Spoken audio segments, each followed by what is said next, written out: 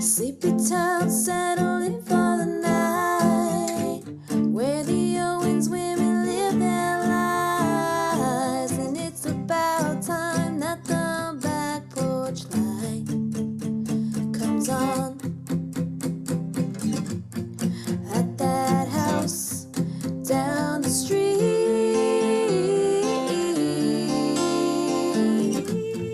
at that house on Magnolia Street. Hey, Witch, hey, how you doing? Hey, Witch, hey, what's going on? How's your morning? Dude, it's a beautiful spring day. I hate you. It literally snowed last night. There's snow everywhere. This is the first snowfall. So I'm like, I thought we were gonna get away with this winter with no snow, but I guess not. God. My mom said there was snow at their place too. That sucks. Summer, you will be in a much more pleasant position than we will be in. So. Oh yeah, it gets hot down there, right? Yeah.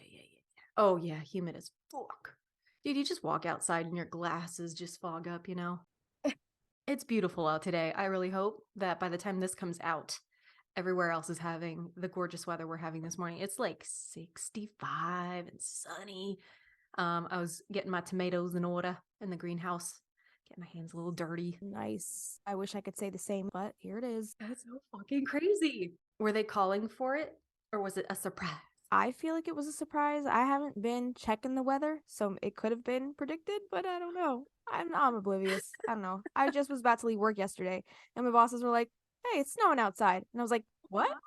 Yeah. Oh my God. And I was like, "Okay," but it was just like light dust at the time. But by the time I got home, it like started coming down heavy, and then by the time I went to bed, there was like a full sheet of snow on the ground. That's nuts. We're going into March here, y'all. While we're recording this, that's insane. It snows in New Jersey till April sometimes even May. Ugh.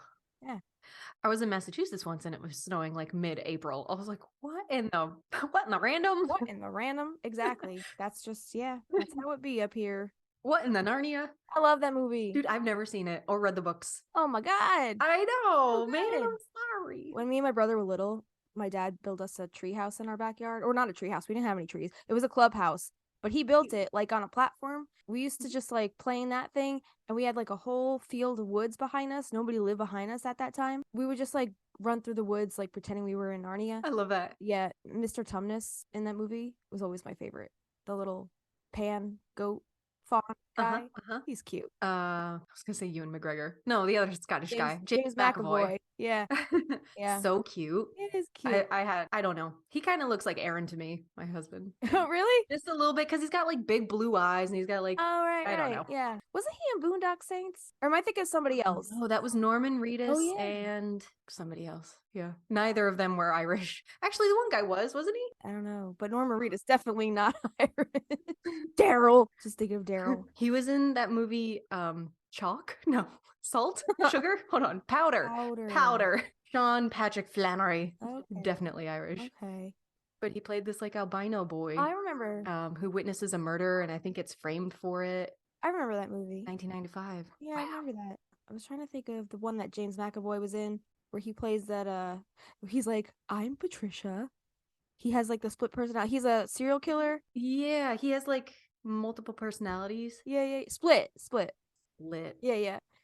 That looked really interesting. It's very interesting. I seen it once, like ages ago when it first came out. I don't remember much about it. I just remember he was like, I'm Patricia. I've only seen the scene where he's talking like to the therapist, like probably one of many sessions, but she's like, who am I talking to? And he says somebody, and she's like, I don't think that's who I'm talking to. Who am I? Like, was it Patricia? Probably Patricia. I'm Patricia. Right. Anyway. Guys, you're in for an episode. We're gonna put a timestamp on where the actual lilac information starts. Today we're gonna be talking about lilacs, but before then we have a snack, a treat. I guess Justina's gonna take us through something. So you said you were gonna save yours for another episode? I'm so bad at holding on to surprises. Maybe you should tell me now then. I can tell you now. You're gonna tell me now? I think I can tell you now. Do you want me to just dive into it, or do you want how do you? Oh, I don't know if it's the right time. This is gonna take like 10 minutes, you said? Yeah, I had AI write a Practical Magic fan fiction in which B-Zane is the love interest. And it's great. You need to tell me right now. I want to- Well, tell me your theory. So, okay, guys, before we start, we hope everybody's doing great. This comes out, what, end of March? Yeah.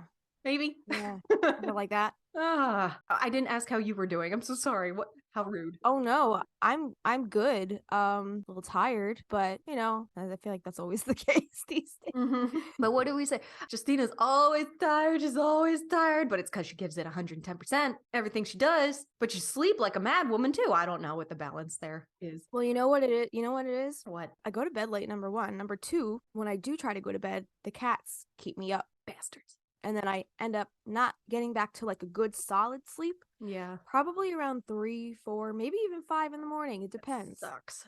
Yeah. So I have to invest in another auto feeder because Coraline's been waking me up for food in the middle of the night. She used to let me sleep all through the night, but I don't know, for some reason. They can't eat out of the same dish, right? Well, the auto feeder that we have 2 auto feeders right now. One is hers, one we got for Punky, but he's able to jailbreak it so he can move the tray so it like comes out, so the food comes out. Bastard. We had one that looks like those regular water feeders. Mm-hmm.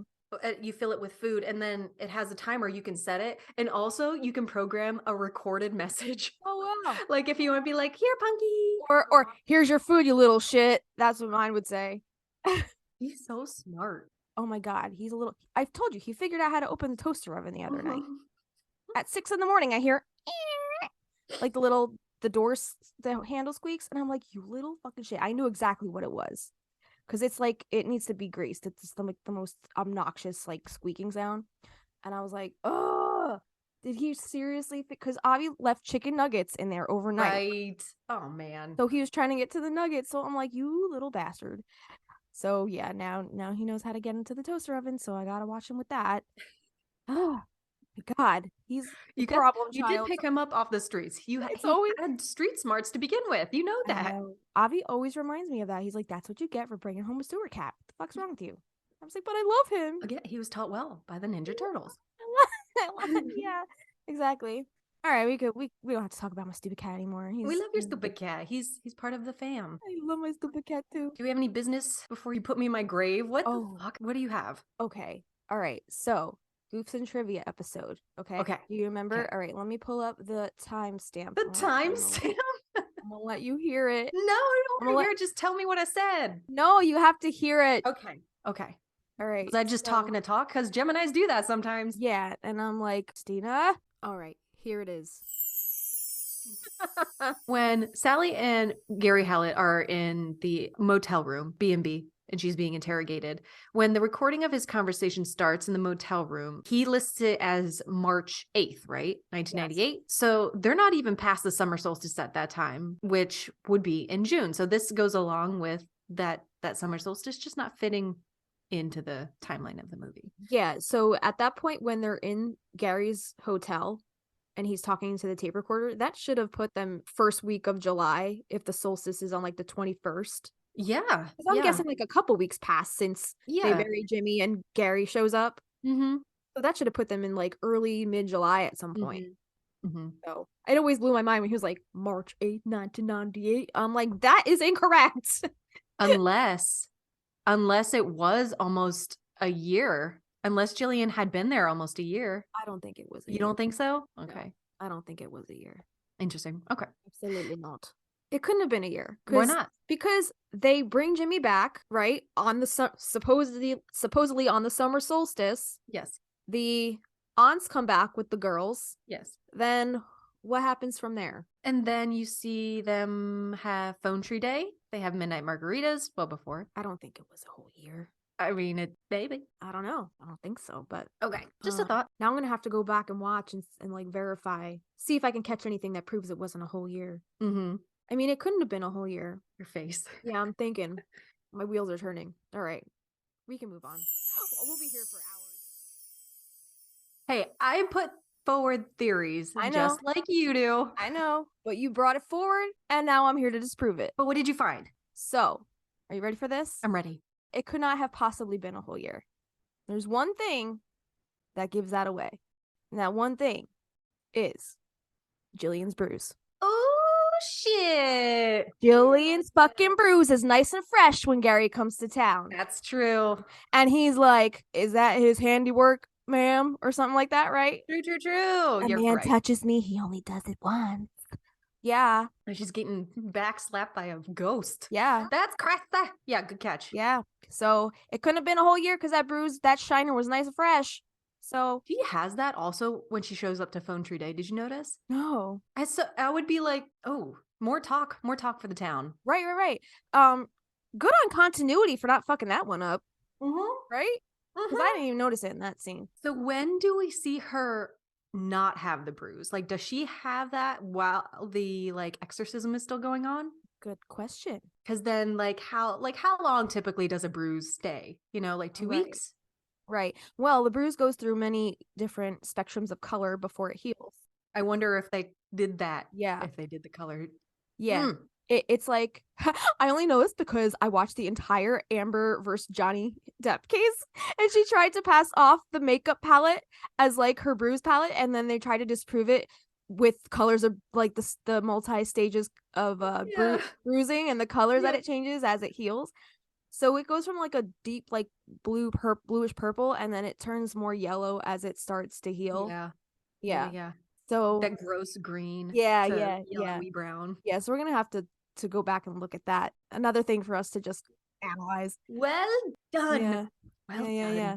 All right. And guys, you don't have to leave this all up to Justina either to figure out. I think they might enjoy this. But also they don't get the episode, Right. as soon as we talk. And then there's one other thing. Okay. All right. So also same episode, Goofs and Trivia. The timestamp is 45 minutes and 43 seconds. Was I just not paying attention in this episode, in this recording? No, I mean, this one is very subtle. You probably wouldn't notice if you weren't really paying attention. What you just said sounded like Spice Girls. How's that song start? What'd I say? No, tell me what you want, what you really, really want. Oh, tell me what you want. It was the perfect pitch. All right. So this one's a little more subtle. Okay. All right, we'll go from here. Aunts don't have the coats when they're walking out. But they're magic. They just appear on them. When they touch them, the wool coats just materialize. Okay, we'll go with that theory, Kristina. That's a good one. I'm just going to say how much of a snack their dad is. Did you see that guy? Who's that actor in that scene when they're on the beach? Also, did his name change from the movie to the books? I don't think they ever said his name. They don't say his name? I wonder what Sally's daughters are. So that we're talking about their father, Jillian, Sally's father. Yeah. Right? What's his Because name? you were talking about the guy on the beach in the beginning, the father. Yeah. So in Rules of Magic, page 353, it says the girl's father, Daniel, was a fisherman and a guide on the Russian River. And then in the movie, about 27 minutes in, when the aunts are telling Kylie and Antonia about their grandparents, Antonia says, Kylie thinks that any man who marries us is gonna croak. And Jet says, oh, that's such hogwash. And then Frances, when Sally's coming in the door, I guess she's getting home from work, Frances can be heard very, like, in the distance saying, what about your grandparents, Jack and Regina? Jack. In the movie. Uh-huh. Another Titanic tie-in. Uh-huh. Oh my God. Yeah. Why did they change his name? I don't know. Well, Rules of Magic hadn't come out, and his name is never mentioned, right? In Practical Magic, the book. You're right. It was never mentioned. Why did she change his name to Daniel? And it's funny that he was a sailor. The fuck? Yeah, a fisherman on the Russian River. And in the book Rules of Magic, Regina was a painter whose subject matter was trees. Oh my God. So interesting. How about that? Samuel Diaz coming around. Yeah, there you go. I love your sleuthin' brain. No, it's constantly, maybe that's why I'm always so fucking tired. Yep. It doesn't stop. Wow. No, so good. Oh yeah. Daniel. Just thought I'd get to the bottom of that so we could clear that up. He's never mentioned in anything else. The father? Yeah. Not as far as I know. I think I did a search on the other books. I don't think he's in the other ones, but I'll do another one just to be sure. Because he wouldn't show up in magic lessons. Right. Rules of Magic would be the only time he shows up. Yeah. And like Book of Magic, they don't really even talk about. Right, because he dies by the end of Rules of Magic, because that's when Sally and Jillian make the transfer over to the aunts. So that's the only real time I guess he would have been relevant to the story. Oh my God. Yeah. He is so cute. He's so cute. You're like, he's a snack. He's a snack. He's a snack. Don't tell Billy. Oh, well, all right. So what do you got for me in the Billy Zane department? I need to hear this fan fiction. Are you ready? I'm ready for this. All right. So ready. Oh, by the way, before we start this, did you see us? I put up a poll on our Instagram stories. Like, do you guys like the Billy Zane stuff? Do you think it's annoying? Do you think it should just sync with the Titanic? Or do you want to keep this going and see where it takes us? I think one person voted that they think it's annoying. Well, too bad, because everybody else fucking loves it. Well, too bad. Oh, we love it. It just plays perfectly, and it's less than like 6 degrees of separation. Like, he's basically in the movie, like we talked about. So Yeah. I asked AI, I said, let's write a Practical Magic inspired fan fiction where Billy Zane is the love interest. Okay. That's amazing. All right. Buckle in. I'm buckled. Here we go. I'm sure you're gonna have comments and questions, so I'll stop every now and then. Click. Buckles. Go. Clicked in. All right. It was a beautiful autumn day in the quaint town of Maria's Island. Wait. Quick question. Did you read this yet? Or is this a surprise for both of us? I made sure that it was like not throwing in any like weird extra stuff that doesn't pertain to the film or movie. Okay. All right. So you read it. I've read it. Okay. But I haven't read it since I made it, this was probably like, what are we in now? Probably December. I made this in like December. Yeah. You wrote this that long ago? Why did you hold this in for this long? Because I thought we were going to do a fan fiction episode, and we are, but it's just taking too long. Okay. I want to share it with you because it's so funny. We will do a fan fiction episode. All right. Let me hear this story. It was a beautiful autumn day in the quaint town of Maria's Island, where the leaves were turning golden and the air was crisp and cool. So far, so good. Sally was out for a walk when she saw him, Billy Zane, a handsome actor who had just moved to town. A handsome actor. I like how when he's just Billy Zane, he doesn't even have a character name. It's just the actor moves to Magnolia Street. Yeah. Okay. Go on. All right. Sally had always had a bit of a crush on Billy ever since she saw him in that movie where he played the charming pirate. What fucking movie is that? Who knows where that came from? She couldn't believe her luck when she spotted him walking down the street looking dapper in a dark suit and fedora. Wait a minute. Do you think it just like pulled from like Titanic because it's on a boat, so it just associated that with being a pirate? And he wears fedoras, right? Like, yeah, he's that kind of bro. Oh yeah. Have you seen his Instagram? So handsome. Right. Okay. As she watched him approach, Sally's heart began to race. She had always dreamed of meeting her celebrity crush, and she never thought it would actually happen. And now, here he was, right in front of her. Billy caught Sally's eye and smiled, his bright blue eyes twinkling in the sunlight. I don't think he has blue eyes, does he? Hi there, he said, tipping his hat. I'm Billy. Sally blushed, feeling a sudden surge of magic course through her veins. She had always been... Okay, quick. AI doesn't really get that Practical Magic is like a movie? The movie book. Okay. So it inserts like Practical Magic as like a verb throughout this whole story. Let me hear it. How does She had always been a Practical Magic user, but this was different. This was the kind of magic that made her heart skip a beat and set her soul on fire. I'm Sally, she stammered, trying to compose herself. It's nice to meet you. Billy chuckled, a warm, rich sound that made Sally's knees weak. The pleasure is all mine, he said, taking her by the hand and giving it a gentle squeeze. Aww. AI is working it. Wow. Sally's head was spinning. She knew she had to get out of there before she embarrassed herself any further. I have to go, she stammered, turning on her heels and fleeing. But as she ran, Sally knew that this was just the beginning. She had met Billy Zane, the love of her life, and she was determined to make it work. Wow. Fuck Michael. Fuck Gary. She was determined to make it work with a little bit of practical magic and a whole lot of heart.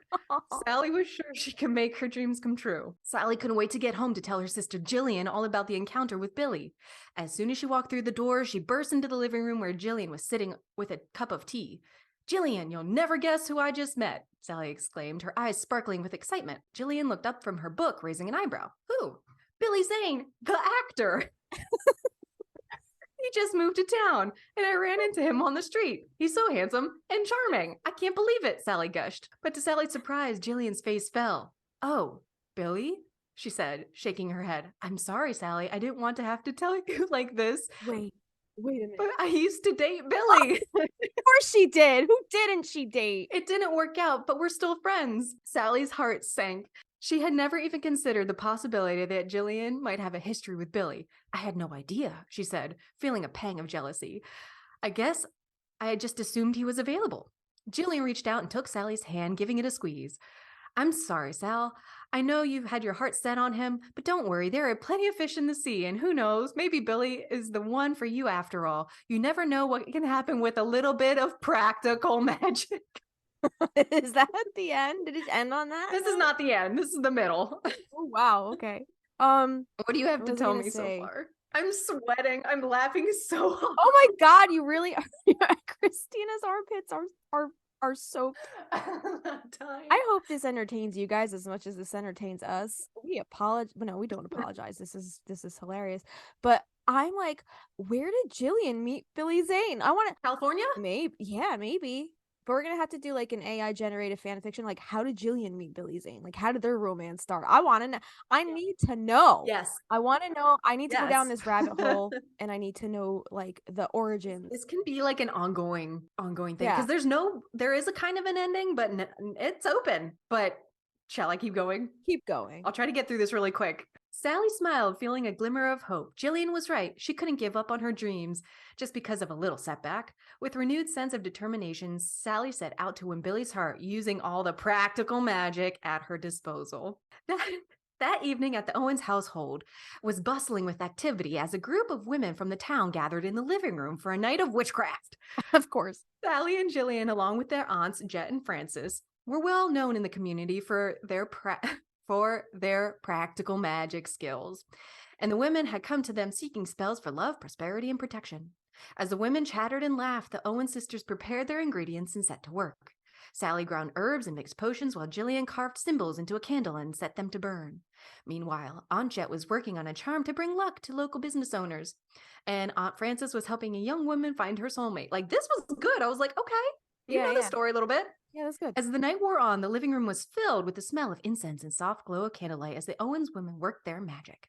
As she mixed and stirred, Sally couldn't help but think of Billy. She had been thinking about him all day, and she knew that she needed to find a way to win his heart. She just wasn't sure how. But as she looked around the room at the happy, satisfied faces of the women, Sally knew that she had the power to make her own dreams come true. With a little bit of practical magic and a whole lot of determination, she was sure to find a way to win. Hold on, I'm gonna put my note in front of your face because I'm just laughing because you're laughing. And a lot of determination, she was sure she could find a way to be with Billy. As the night came to a close and the women said their goodbyes, Sally couldn't help but feel hopeful and excited for the future. She knew that with the help of her family and their practical magic, anything was possible. The next day, Sally was busy at work at her store, the Verbena Apothecary. As she restocked shelves and chatted with customers, she couldn't shake the feeling that something exciting was about to happen. And then, just as she was closing up for the day, she saw him, Billy, walking through the door with a bouquet of flowers in hand. Aww. Sally's heart skipped a beat as Billy approached her, his blue eyes twinkling. Again, we don't know about that color eye. We'll have to fact check that. Hi, Sally, he said, a hint of nervousness in his voice. I just wanted to come by and apologize for not being upfront with you about my past with Jillian. It was wrong of me to keep it from you, and I hope you can forgive me. First off, they just met. Yeah, I don't think they ever had that conversation. Like, she didn't give him the time. She just fucking bolted.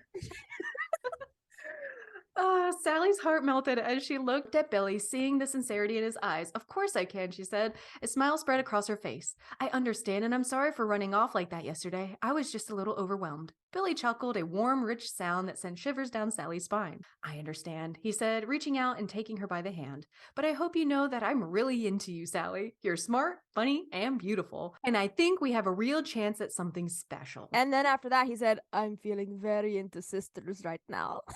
That's all you need. Guys, men. Sally's heart skipped a beat again. Okay, all this heart skipping. She needs to go to the doctor.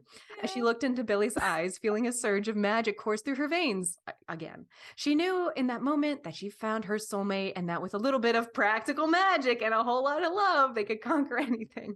All right, we're getting to it. We're getting there. Okay, as Sally and Billy began to spend more time together, she couldn't help but feel like there was something mysterious about him, something that he wasn't telling her. It was as if He had a secret past full of secrets and shadows. Sally... Ooh. Sally couldn't shake the feeling that Billy was hiding something, and it nagged at her. Even as she tried to push it aside and enjoy their time together, she knew that he had a bit of a reputation as a heartthrob, and that he had his fair share of relationships in the past. But there was something deeper, something more sinister lurking just beneath the surface.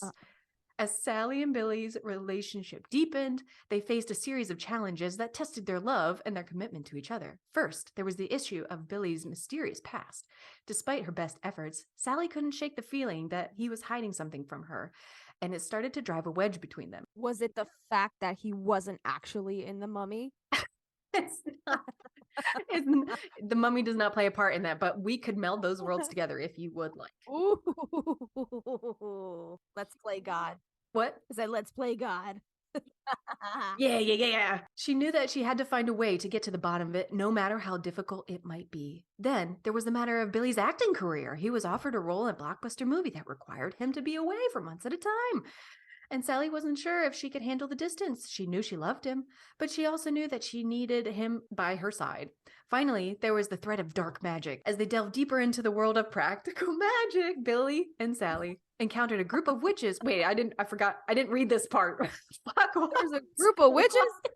There's other Wait a minute. Does this meld with Hocus Pocus now? Like, are these worlds gonna collide? Sally and Billy encountered a group of witches who were using their power for evil, and they knew they had to stop them. This I don't remember. But with their relationship on the line, it was hard to know how to balance their love and their duty. Despite these challenges, Sally and Billy refused to give up on each other. With the help of their family and magical powers, they were able to overcome every obstacle, and their love grew stronger with each passing day. Okay, as the challenges mounted. Hold on.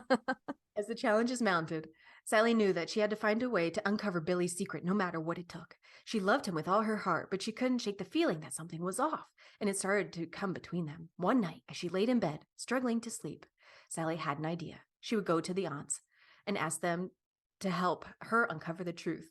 They were the most powerful practical magic users she knew, and she was sure they could help her. The next morning, Sally set out to see her aunts, determined to, they're not living in the same house, I guess. Yeah. Determined to get to the bottom of things. When she arrived at their house, she found them in the living room surrounded by candles and incense.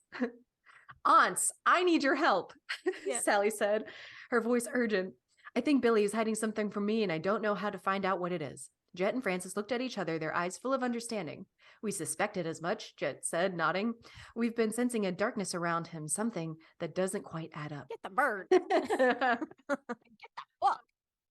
Francis nodded in agreement. We can help you uncover the truth, Sally, she said, but it won't be easy. Are you sure you're ready for what you might find? Sally took a deep breath, steeling herself. Yes, she said firmly. I love Billy, and I want to be with him, but I can't do it unless I know the truth. I'm ready to do whatever it takes. With that, the aunt set to work mixing potions and chanting spells. And Sally watched. She felt a sense of determination and purpose growing within her. She knew that with the aunt's help and her own practical magic, she could uncover the truth and set things right. All right, we're coming to the end. As the spell took hold, Sally knew, I'm not sure what it's taking hold of. It never says. Sally knew that she was on the right track. With a little bit of magic and a whole lot of heart, she would uncover Billy's secret and bring their love out into the open where it belonged. As the spell reached its climax, Sally felt a surge of magic coursing through her veins. She closed her eyes, focused all her energy on uncovering Billy's secret, and then, in a flash of light, it was revealed. Billy's dark past, his hidden agendas, and the truth about his true identity. It was all laid bare before her. Sally's heart raced as she took in the revelation, her mind spinning with shock and disbelief. She couldn't believe what she was seeing. It was like something out of a movie or a wild dream. But as she looked into Billy's eyes, apparently Billy showed up. He just materialized. She knew that it was all true. He had been hiding a secret from her, a secret that threatened to tear them apart. But as Sally stood there, her heart full of love and determination, she knew, this is like getting a little redundant here. Yeah, She knew that she wouldn't let that happen. And with a little bit of practical magic and a whole lot of heart, she would stand by Billy's side no matter what the cost. Sally stood before Billy, their hearts heavy with betrayal and heartbreak. She had just discovered his secret, that he was a time jumper. To travel through time and space. And as she looked at him, she realized he had been lying to her all along. How could you keep this from me? Sally asked, her voice shaking with emotion. How could you not tell me that you were a time jumper? And how could you not tell me about Rose? Oh my God. Holy shit. Billy looked at Sally, his blue eyes full of sorrow. I'm sorry, Sally, he said, his voice choked with tears. I didn't mean to hurt you. I just couldn't bear to tell you the truth. Sally's heart ached as she looked at Billy, seeing the pain and guilt written all over his face. She knew that he had suffered a great deal in this time jumping and had lost the love of his life, Rose, in the sinking of the Titanic. Dude. I understand that you've been through a lot, Sally said, her voice softening, but you can't keep running from your past, Billy. You have to face it, and you have to let go of Rose. You have to move on and be with me in the present. Billy looked at Sally, his eyes full of love and appreciation. You're right, he said, taking her by the hand. I was so caught up in the past, I couldn't see the present and the future we could have together, but now I see. I see that you are the one for me, Sally. I love you, and I want to spend the rest of my life with you, no matter where or when we are. Sally's heart swelled with love as she looked at Billy, knowing that he was finally hers, and with a little bit of practical magic and a whole lot of love, she knew that they could overcome anything, even the challenges of time itself. Together, they would create a future full of happiness and joy, and they would never look back. Whoa. Whoa! Okay. He's a time jumper. Billy the time jumper. Holy shit. All right. Who saw that coming? I did not see that plot twist. I did not see that coming. But I have another little morsel for you, okay? What? So I told you how I was chatting with Alana from Alana Accessory. She makes these awesome stickers. I just bought some stickers from her. I was just, going through the Instagrams one day from our account, and I don't know, maybe the algorithm just did its job and just knew that we love Practical Magic and Titanic and how we're constantly fusing these two worlds together. Well, lo and behold, I saw she had a sticker, like created 2 sticker packs simultaneously, and it was Practical Magic and Titanic. And I was like, what? So I posted it to the stories, and I was like, these two, I guess, worlds, like they simply cannot exist without each other. Like they keep presenting themselves to us as one together. For some reason. I don't know why. So I reached out to her and I told her the whole spiel, and she got a kick out of it. I bought some stickers from her. Awesome. So then we got to talking a little bit about the two worlds. Yeah. And we were trying to find a connection about how these two worlds would have possibly crossed paths. The hell? Right? And how they would be connected. And going back to what you said as B-Zane as a time jumper. Yeah. What the fuck? Okay, Yeah. so listen to the theory that we came up with, okay? So she was saying how she feels that maybe it's the aesthetic. Yeah.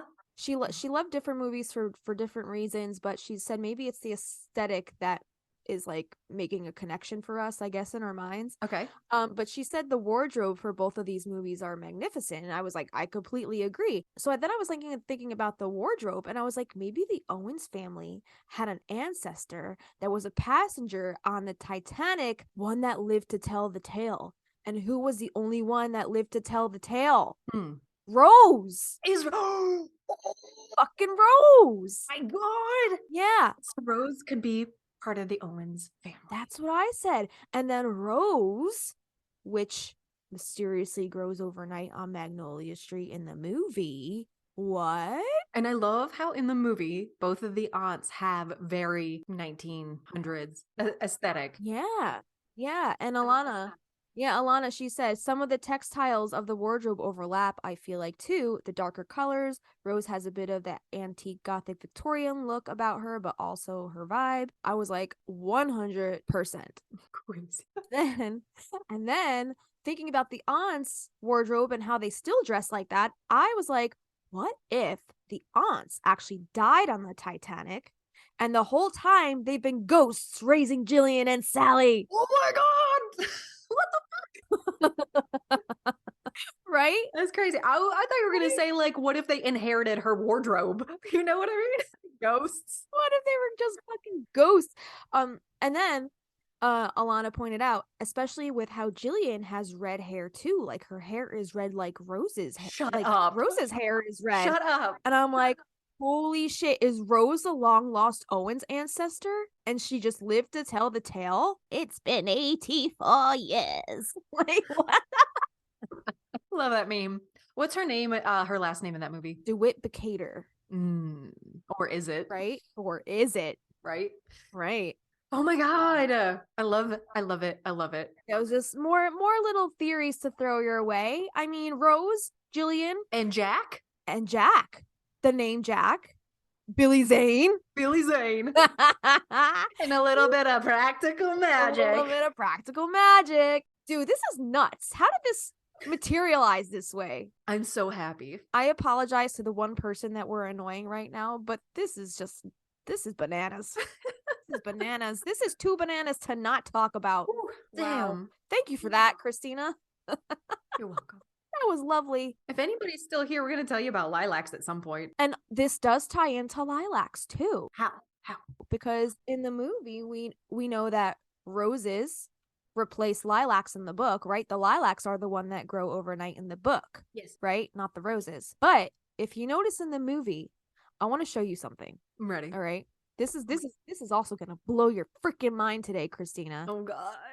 Are you ready? I'm ready. Hold on. First, I got to battle these pop-ups so I can show you the How the fucking fuck scene. did this become our job? All right, hold on. It's wild. This is freaking bananas. All right, I gotta find the scene. I'm not even gonna try and guess what it is. It's very like minimal.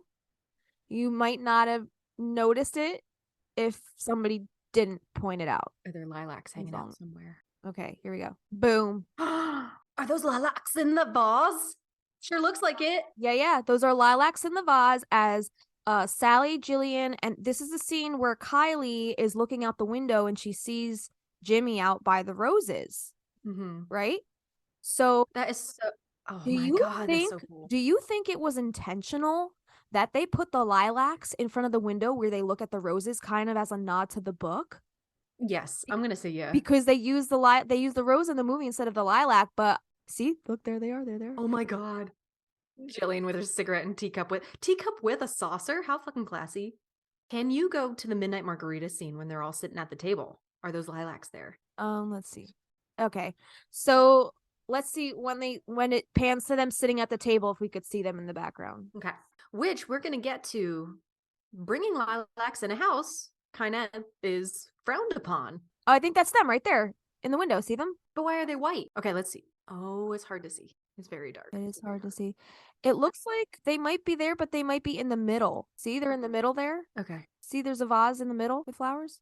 I think that's them there. In the morning, they get moved to the side. Weird. I don't know if it's a production choice because Kylie needed to stand there for blocking. Mhm, So they probably shifted that over so Kylie could stand in the middle and then they're off to the side. But it doesn't explain like who moved them, mhm. right? Hit play. If this was actually in the story, who moved those lilacs? I wonder if we can see them at all when Franny and Jet are singing to each other. It's just such a dark. Yeah, it's a very dark Scene. scene. They should be right behind Jet's head, right? She's sitting right in front of the window. Yeah. Yeah, I think that's them right in the middle. I don't see anything over to the left where they were in the morning. Okay. All right then. All right, that's all I wanted to show you. Amazing. I just thought that was interesting how they were right in front of the windowsill while they were looking at roses because they were in the book, right? Good catch. I thought they were going to be on like, you know how they have those botanical prints. I thought they were going to be on there, but they're like the real life ones. Actual lilacs in the vase. Do you think there are any in the greenhouse? I don't remember seeing any. I don't remember seeing any, but I think I do remember seeing. There's a very like thorny brambles. I don't know if that's like rose thorn bramble or if that's like a hawthorn. Is it a hawthorn tree? That has the white flowers and the thorns. I think it has red berries. Doesn't it have red berries and thorns? Yeah, and really big thorns. Yeah. So I'm thinking it's either rose thorns, but they're too big to be rose thorns. I'm thinking it might be a hawthorn tree branch. Could be like look like a blackberry tree. Yeah. Blackberry bush. Does that also have thorns? Yeah. Oh yeah. But the hawthorn tree, have you ever seen the thorns on a hawthorn tree? They're like big very... knit needles. Yeah, exactly. So the ones in that scene in the conservatory, they're like pretty big, like a hawthorn tree's thorns. So I'm thinking it might be a hawthorn tree. Isn't that the like one of the official trees of a witch? Right. The one that's on it's a fairy. It's like a fairy portal. Right. The hawthorn tree. So interesting. Another interesting find. Anyway, so yeah, that was my little find about the lilac in the movie. I love that. Thank you. Dude, I've loved lilacs my whole life. My grandmother had a huge lilac bush and her front yard, like 6 feet tall, super wide, smelled amazing. Like I've always loved lilacs. And then when I got this book when I was in fucking 6th grade, and like then I became obsessed. I was like, I have to have a lilac tree when I buy my own house. And I planted one out near the road because in the book, Sally's is like near the front because the townsfolk come like on the front like walk path, right? And they Yeah, come and smell yeah. our stuff. And then I planted another one in the corner, the opposite corner near the road. And Aaron fucking took it out with the weed whacker because it was so small. I was like, what the fuck? So I got another one. I have Okay. 2 lilacs. But I just absolutely adore. They're probably my favorite flower. And They just smell so yeah. amazing. They're so sweet. They're so Oh, amazing. so good. Yeah, we have one tree in the backyard. I don't think it gets enough sunlight because it doesn't produce a lot of blooms. Mhm. I can only think of like maybe 1 or 2 times that I've actually seen blooms on this tree. Hmm. And then I heard somewhere, this might be somewhere in our notes when we get to the whole, I guess, plant description or whatever.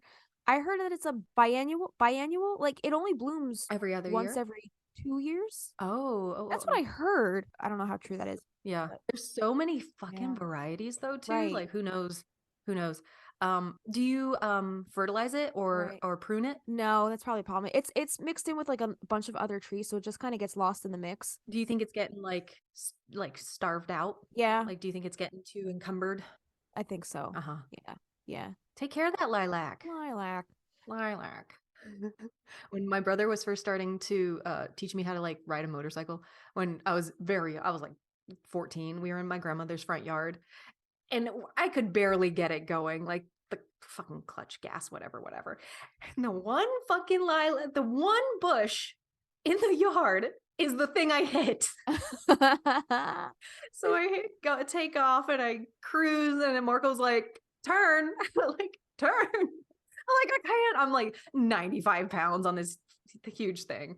Hit the lilac bush, just tipped over. Like, I'm done. I'm done. Flew into the lilac bush. Flew into the lilac. It saved me. Hey, maybe it saved me. Is that why you're so sweet? That's You stole some of its powers. right. What do Yeah. we got? Do you have do you want to take guys, there's a Lilac in Practical Magic, the book is like a main character, right? Holy shit.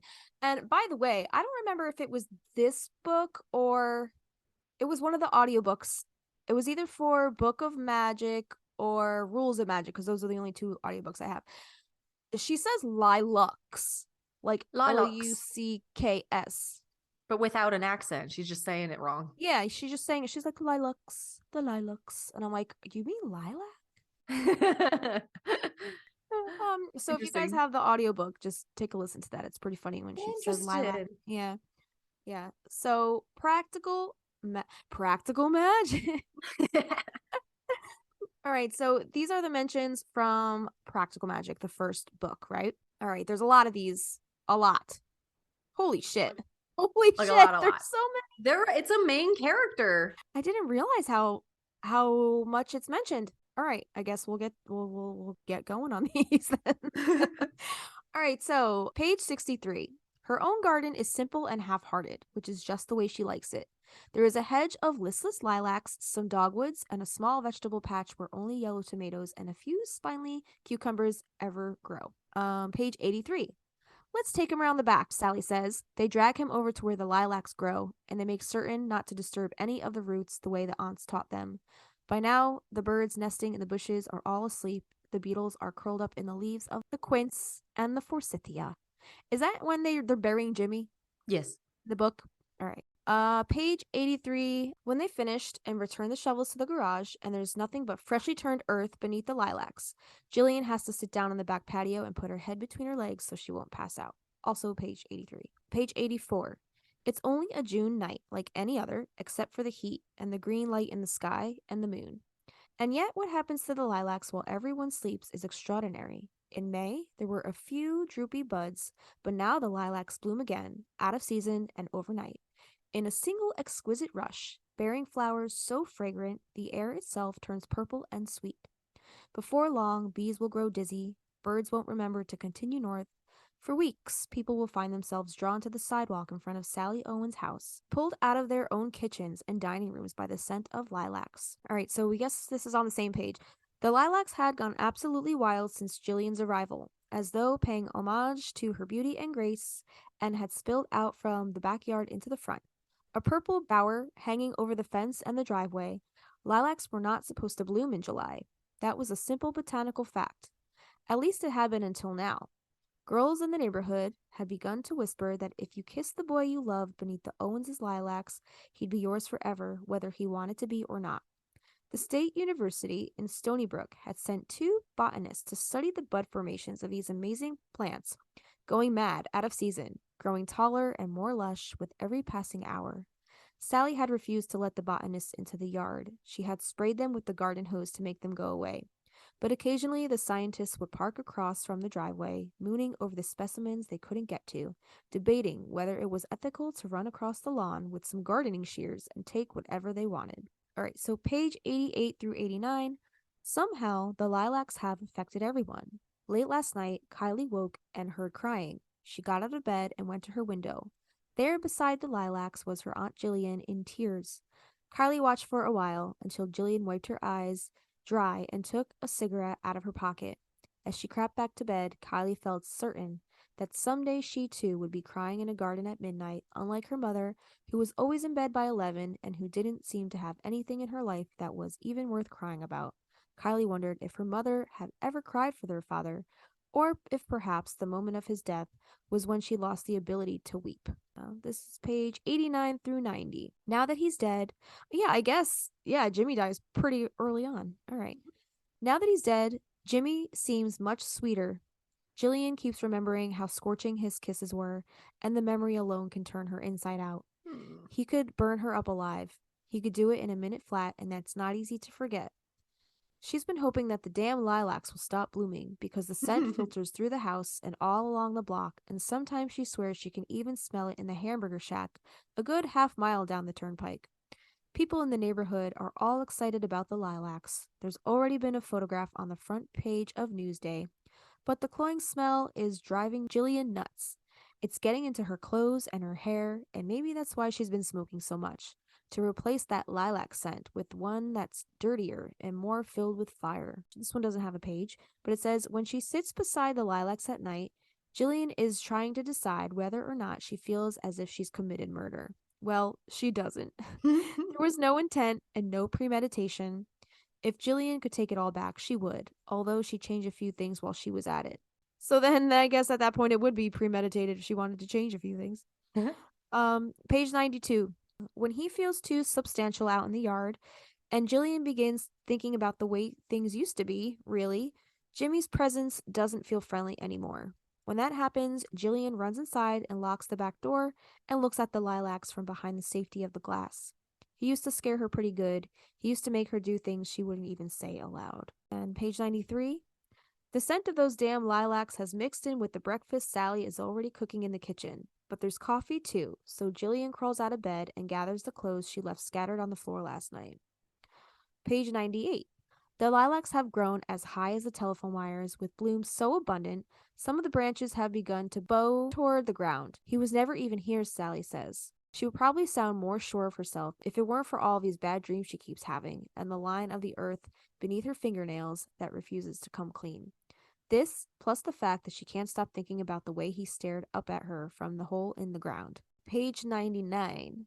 He, talking about Ben Fry, never gets beyond the gate. However, he's stuck there on the path as soon as he sees Jillian, and from then on, whenever he smells lilacs, he'll think about this moment, how the bees were circling above him, how purple the ink on the leaflets had been distributing suddenly seemed, how he realized all at once just how beautiful a woman can be. Page 113. The lilacs had never before been in flower on her birthday, talking about Kylie, and she takes it as a sign of luck. The bushes are so lush and overgrown, she has to stoop to get by them. For her whole life, she has been measuring herself against her sister, and she's not going to do that anymore. That is the gift Jillian has given her tonight, and for that, she will always be grateful. I really, really love that coming of age theme. This is page 113. And now, as she, Kylie, stands in her own backyard, she sees that the lilacs, those beautiful things, have an aura all their own, and it's surprisingly dark. It's purple, but it seems like a bloodstained relic and drifts upward like smoke. And then on page 114, Kylie blinks, but sure enough, he's still there under the arches of lilacs, and he looks like the sort of man no one in her right mind would want to run into on a night as dark as this.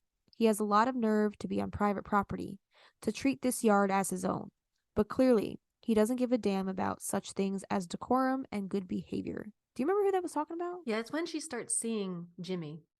It's when Kylie starts seeing Jimmy's presence. Right. Okay. So when Antonia turns the corner onto her street, she can smell the lilacs, and the odor makes her laugh at the silly reactions caused by some ridiculous out-of-season blooms. Most people in the neighborhood have gotten used to the incredible size of the flowers. They no longer notice that there are whole hours of the day when the entire street echoes with the sound of buzzing bees and the light turns especially purple and sweet. Yet some people return again and again. There are women who stand on the sidewalk and weep at the sight of the lilacs for no reason at all, and still others who have plenty of reasons to cry out loud, although none they'd admit to if questioned. And that's on page 128. So the next couple pages between 128 and 130 talk about these two women who are standing beneath the lilacs, one elderly and one young. They're both weeping, and the smell of the lilacs remind them of the son and father that they lost to a motorboat suicide in the Long Island Sound. So then this is page 131. The man in the garden has no aura of his own, but he often reaches to dip his hands into the purple-red shadow above him, then smears the aura of the lilacs all over him. No one but Kylie can see him, but he's still able to call all these women out of their houses. So do you think it's Jimmy that's beckoning these women? That's what that's kind of insinuating, right? Yeah, I feel that. That's creepy. All right, and I didn't notice that before. 132. Kylie has been watching him ever since her birthday. She understands that no one else can see him, although the birds sense him and avoid the lilacs, and the squirrels stop dead in their tracks whenever they get too close. Bees, on the other hand, have no fear of him. They seem attracted to him. They hover near, and anyone who came too close to him would surely risk a sting, maybe even two. Interesting about the bees, because the bees in the Book of Magic, don't we learn that that's a sign that that's an omen that somebody's in the house is about to die? Yeah, you're right. You're right. Because Franny tries to like swat them away with the broom, and Jet doesn't want her to. Yeah, cool. Yeah. So maybe just bees are just a symbol of death, and it's like, oh, Jimmy. Page 135 to 136. Don't you understand? You make him happy when you fight. It's just what he wants. Sally and Jillian immediately shut up. They exchange a worried look. The kitchen window has been left open all night, and the curtains flap back and forth, drenched from last night's downpour. Who are you talking about? Sally asks in a calm and steady tone, as though she were not speaking with someone who might have just flipped her lid. The man under the lilacs, Kylie says. Jillian nudges Sally with her bare foot. She doesn't like the sound of this. Plus, Kylie's got a funny look about her, as if she's seen something, and she's not telling, and they're just going to have to play this guessing game with her until they get it right. This man who wants us to fight, is he someone bad? Sally asks. Kylie snorts, then takes out the coffee pot and filter. He's vile, she says, a vocabulary word from last semester that she's been putting to good use for the very first time. Jillian turns to Sally. Sounds like someone we know. Page 137. Outside are the lilacs, taller and more lush than would seem possible. Under the lilacs, little knobs of fear are rising on Kylie's arms and her legs and everywhere in between. Where the grass is the greenest, he's right there. It is the spot exactly. Jillian stands close behind Kylie and squints, but all she can make out are the shadows of the lilacs. Can anyone else see him? The birds. Kylie blinks back tears, what she wouldn't have given to look out and find that he's gone. The bees. Interesting. Page 138. And now he won't go away. Kylie understands that much. Even girls of 13 can figure out that a man's ghost reflects who he was and everything he's ever done. There's a lot of spite under those lilacs, and there's a whole lot of get even. Yikes. Yeah, page 142 to 143. Summers have always belonged to her, talking about Sally, and they always will. That's why she can take her time cutting down the hedges. She can take all day if need be. But by twilight, those lilacs will be gone. In the far section of the yard, only a few stumps will be left behind. So dark and knotty, they'll be good for nothing other than a toad's home. The air will be so still, it will be possible to hear a single mosquito. The last call of the mockingbird will echo, then fade. When night falls, there will be armloads of branches and flowers on the street, all neatly tied with rope.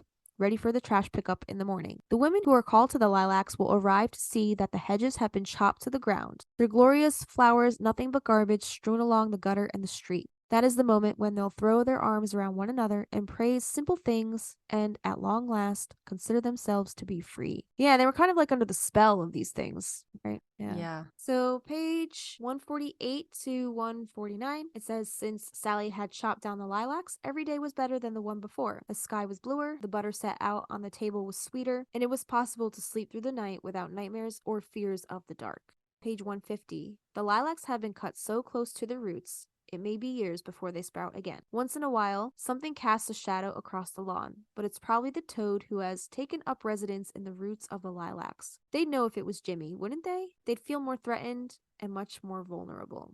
But there's that toad. Mm-hmm. And this is before the ring shows up. Yeah. Remember? Because the ring, Right. I don't know if it comes. Yeah, it's up. It's there. It's there. You're Okay. getting to it. All right.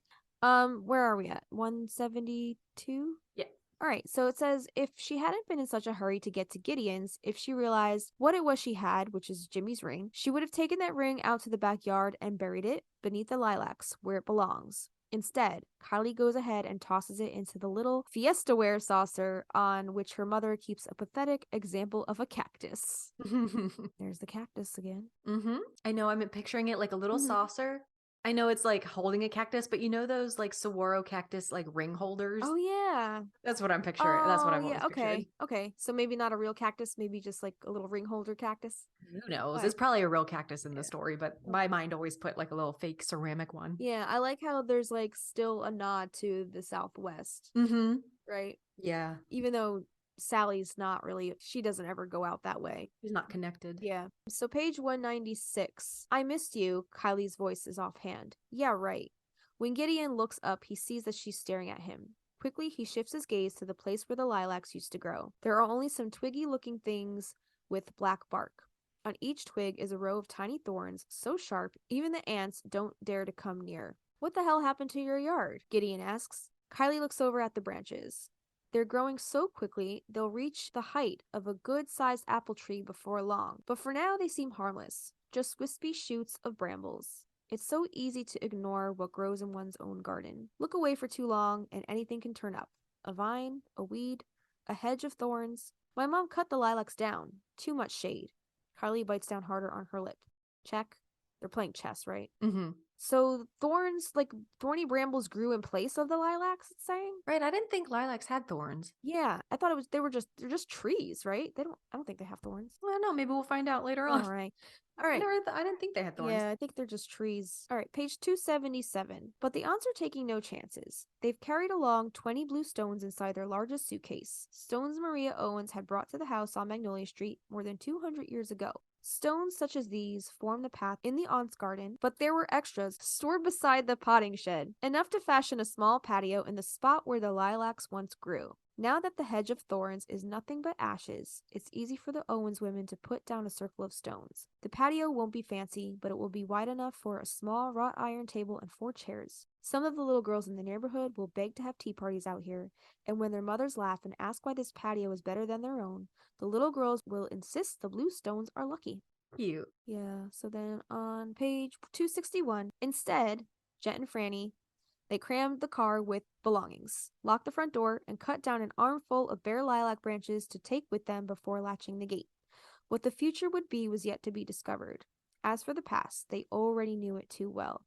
So they took lilacs with them to Sally's house after Sally just cut down lilacs. I don't know, but I'm reading ahead a little bit, and I think I copied and pasted some rules of magic into the bottom of that section. Oh, My bad. All right, so yeah, this is talking about Halen. I really love all of the like juicy summer terms, like the buzzing of the bees and the humidity and the colors she uses, and like all that brings to mind being like not just being a kid, but like running through your yard barefoot, which like we got those fire ants, which we can't do now, but I would love to. Sometimes I'll just put a blanket out in the yard and I'm like looking at that tiny little lilac tree, and I'm like, someday you're going to be big and I'm going to hang out in your Oh. shade. And it just makes me really happy. Yeah, it's something. Well, they're just the scent in general is just very sweet. It just has the whole tree has a very sweet demeanor. Stuff like lilacs and Yes. honeysuckle and all those like very sweet summery plants and trees. So juicy. I Oh. love it. I love summertime. Yeah.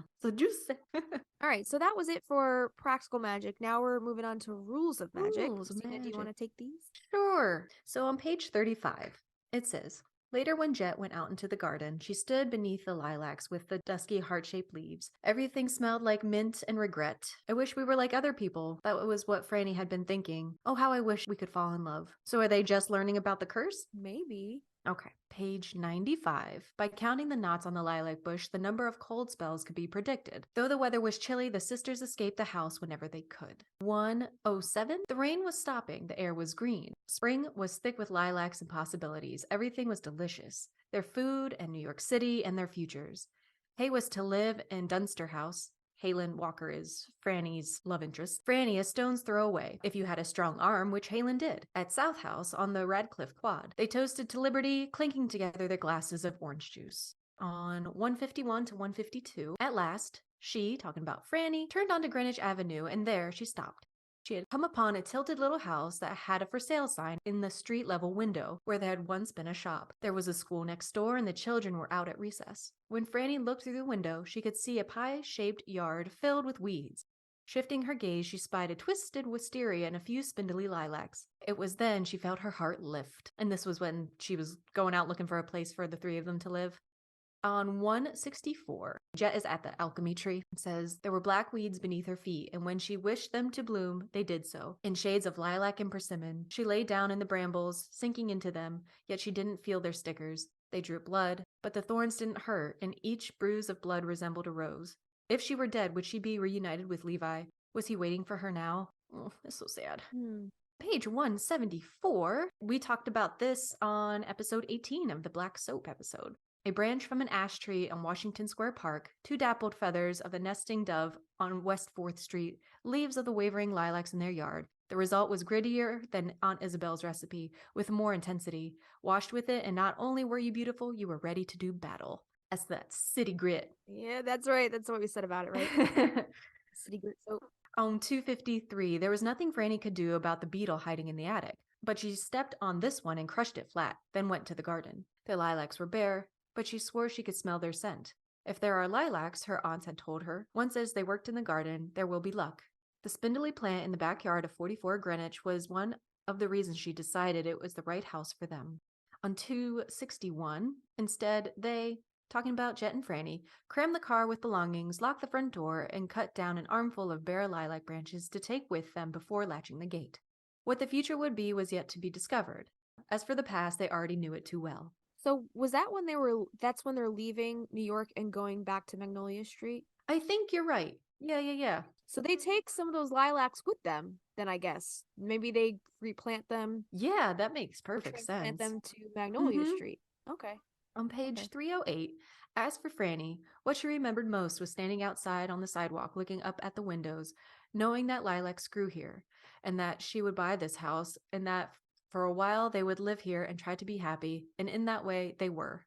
Page 314, at dusk, everything looked blue, even the leaves on the lilacs. When spring came around and the lilacs bloomed, Franny began to leave the blank journal on the bureau in Maria's room in the library, and every week they were taken home by girls who questioned their worth in the modern world.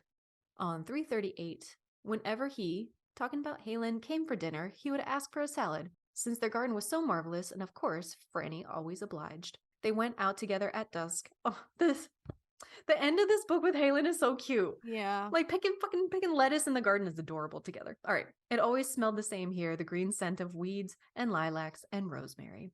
And lastly, on 346, the truth was they had managed to get what they wanted. It just wasn't lasting long enough. Not that it ever could. When Halen passed, the doctor was sitting on the porch. He's a doctor. The doctor was sitting on the porch on an autumn night. The lilacs were blooming out of season. Oh, these lilacs. There were so many stars in the sky, it was impossible to count them all. They had turned off the light on the back porch, the better to see the swirling show above them. Oh, how beautiful was the last thing that he said. Aww. Sad. Yeah. So it seems like lilacs blooming at a season, I don't know, maybe it's like a, not an omen, but like maybe it just like represents transitioning Ooh, I love that. from this world to, the spiritual plane of existence. I love that. Mm-hmm. Because it does the same thing for Jimmy, right? Even though he's a shit, it still kind of does that same thing. Mm-hmm. Yeah, lilacs don't care who you are, just like the Death Watch beetle coming for you. Right, right. It does not discriminate. It's here to guide you to the next plane of existence, whatever that may be. Oh, Right? oh, that would be lovely. Yeah. All right, take us to magic lessons. Maria's story. Okay, so magic lessons. This starts off with Hannah. This is on page 10. Hannah knew the woods as well as anyone. She knew that counting the knots on a lilac bush could predict the number of cold spells, and that if you lit a bit of snow with some tinder and it melted quickly, the snow on the ground would soon disappear. Page 24. It was the sort of recipe one could add to however one saw fit. Mistletoe for those who wish for children, vervain to escape one's enemies, black mustard seed to repel nightmares, and lilac for love. On page 89. She told him that when they lived together, she would plant lilacs outside the door. She would make a special entrance so that Caden could come and go as he pleased. She would always wear blue because Hathorn favored it so. Page 94. Maria asks Junie for a bowl of water, and when she gazed into the bowl, it was black and deep. This was the moment when the worlds opened between life and death, the future and the past. She saw a man in the snow who longed for her, and a house ringed by a garden where nightshade and mandrake grew, where the lilacs were so sweet, bees came from all over the county to drink from them. On page 105, Maria closed her eyes and imagined Faith in a large garden, the one she had seen in the black mirror, where trees bloomed with white flowers and lilacs grew beside the door. On page 133, Maria sat beside a bank of tall snow-white phlox. Nearby, in the kitchen garden, fennel and purple cabbage and radishes would soon be grown. There were no lilacs, as there had been in the vision in the black mirror, but surely she could plant them when she was John's wife, and this was her house. She would have Persian lilacs in shades of purple and violet and blue, with blooms so sweet, women passing by would stop, unable to go any farther, call to the spot, as if their names had been spoken aloud. And then on page 178, this is from Martha's point of view. The girl and her mother wore colorful dresses that Maria had sewn, with purple skirts dyed with cedar and lilac leaves and yellow bodices tinted with bayberry leaves. They went up and down the aisles of the shop like chattering birds. So I was looking into this a little further because I had done some fiber spinning back in the day and I was really interested in like natural dyes and things like that. And I was like, oh, I'd never heard of that. Like that would be amazing if lilacs could do that. But natural dyeing with lilac leaves, even the most purple of the flowers with the most pigment won't produce a purple color. They'll produce like a yellow to green hue. Really? As does cedar. They won't do a purple. And the mention of bayberry, it does produce a really beautiful green, like gray green. So it said that yellow bodices tinted with bayberry leaves. So it could have been like a yellow, like a lime green, maybe. All right. I don't know. But that's what I found. I just thought it was interesting. So that's not completely accurate. Not completely. Okay, but for the sake of fiction, we'll go with that. Yeah. All right. You linked a couple things. Those are my sources for that. Yeah, we'll link those in the show notes. I guess there's a video on the dyeing with the leaves. Is that what that is? Yeah, there is. Yep. Cool. Oh, that'd be interesting to see that process. All right. Yeah, guys, check that out if you want to know more about dyeing with lilac leaves. Yeah. All right, so then on page 225, this is the last mention in Magic Lessons about lilac. It says one day Martha would be the one to disappear. Maria's spell would see to it, and once she did, Faith would find her way to the house on Maiden Lane, where Maria had planted lilacs by the back door. For where there are lilacs, there will always be luck. I think it's cool how it shifts between lavender and lilacs and luck and love. Like sometimes it's lavender for love, sometimes it's lilacs for luck, you know? I guess they're interchangeable. It's a flexible theory. Yeah, some plants actually do have multi-purposes. Oh, for sure. Yeah. Yeah. All right, so bring us to the Book of Magic. There's really not many lilacs in this book. There aren't. Maybe because they spend so much time in the UK? Maybe. I don't know. All right. So on page 6, it says, already the bramble of the blackberries along the gate was beginning to green, and the lilacs, which would bloom in the shades of violet and deep purple and white, were filling in with their flat heart-shaped leaves. And then on page 16, Warmer weather was predicted for the rest of the week, and Jet's 7 days marked the start of the season that was always a delight in Massachusetts. All through the long winter, people waited for a sign for the first surge of spring. The green bark of the lilac, the murmur of the dove in the yard. While there was still a scrim of ice on Leech Lake, people came down with spring fever that made them act as if they were young again. Page 22. The literary agent who had an office there after they'd moved out was now sadly gone, but there were still scraggly lilacs in the tiny yard. Page 61. The windows were old green glass, but it was possible to see the lilacs when Kylie looked out, her eyes brimming with tears. The poems of Emily Dickinson remained open on Jet's night table. Oh. Page 70. I think this is talking about... Who's this talking about? He remembered the first night he had spent with William and how Franny was there for him. It's talking about Vincent, I guess, Yeah, when yeah. he was beaten Yep. in the street on the night of the Stonewall Uprising, ready to wrap her arms around him, and how Jet had stood in the garden beneath the lilac tree on the day that the boy she loved had died so young. Page 79.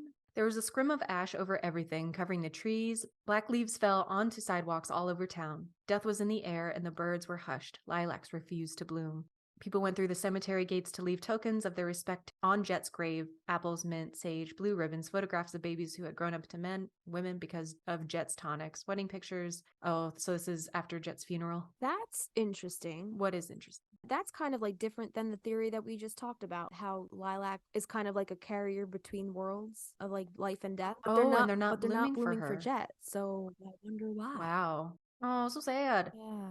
Maybe they are too heartbroken, you know. Yeah. Page 89. All along Brattle Street, the lilacs faded, their heart-shaped leaves turning black around the edges. People who had been married for 30 years suddenly filed for divorce. Children refused to sleep and couldn't be comforted with warm milk. Have you ever had warm milk? That sounds gross. I hear it all the time. Probably as a child, but You did? yeah. Yeah. I only warm milk and like hot chocolate. I have made like warm almond milk with like have you ever made moon milk? No. It's really good. Interesting. You'll have to make it for me when we finally meet. Pretty yummy. Yeah. Comforted with more milk and stories they had heard a dozen times before. Page 250.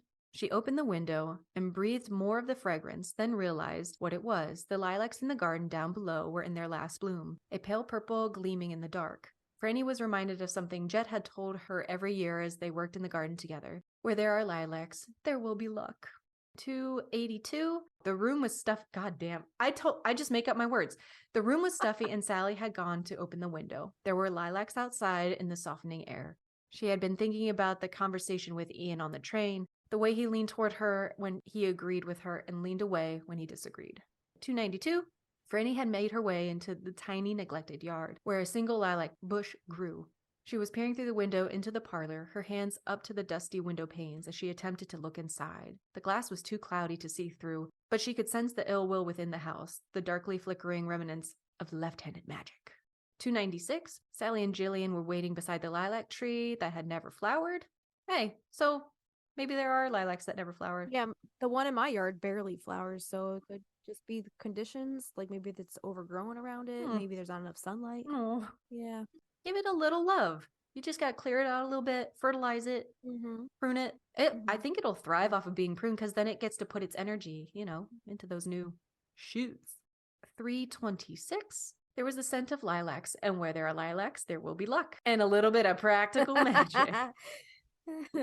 356. Now a year had passed since the day that the world had changed. The dark spring had taken its toll. In the season, the lilacs had surged with masses of bloom. Sally's wedding took place on the 1st of July, the ceremony held beneath the tree that had been brought to town 300 years earlier by a man who believed in love.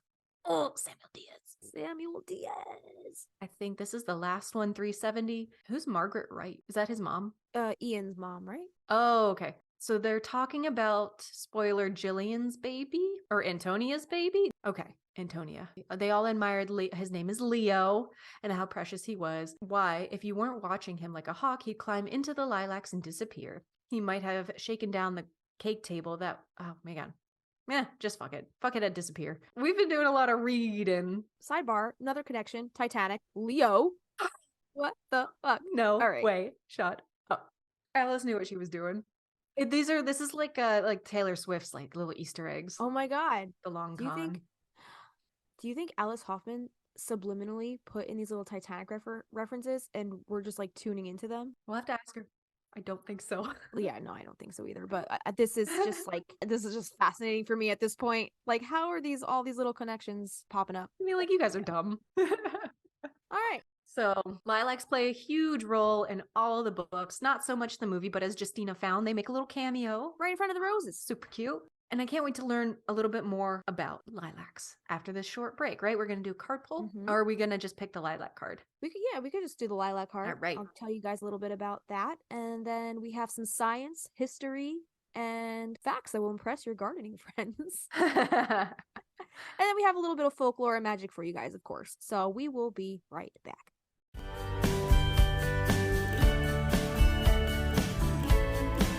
Hey, we're the Stinas, and you're listening to Magnolia Street Podcast.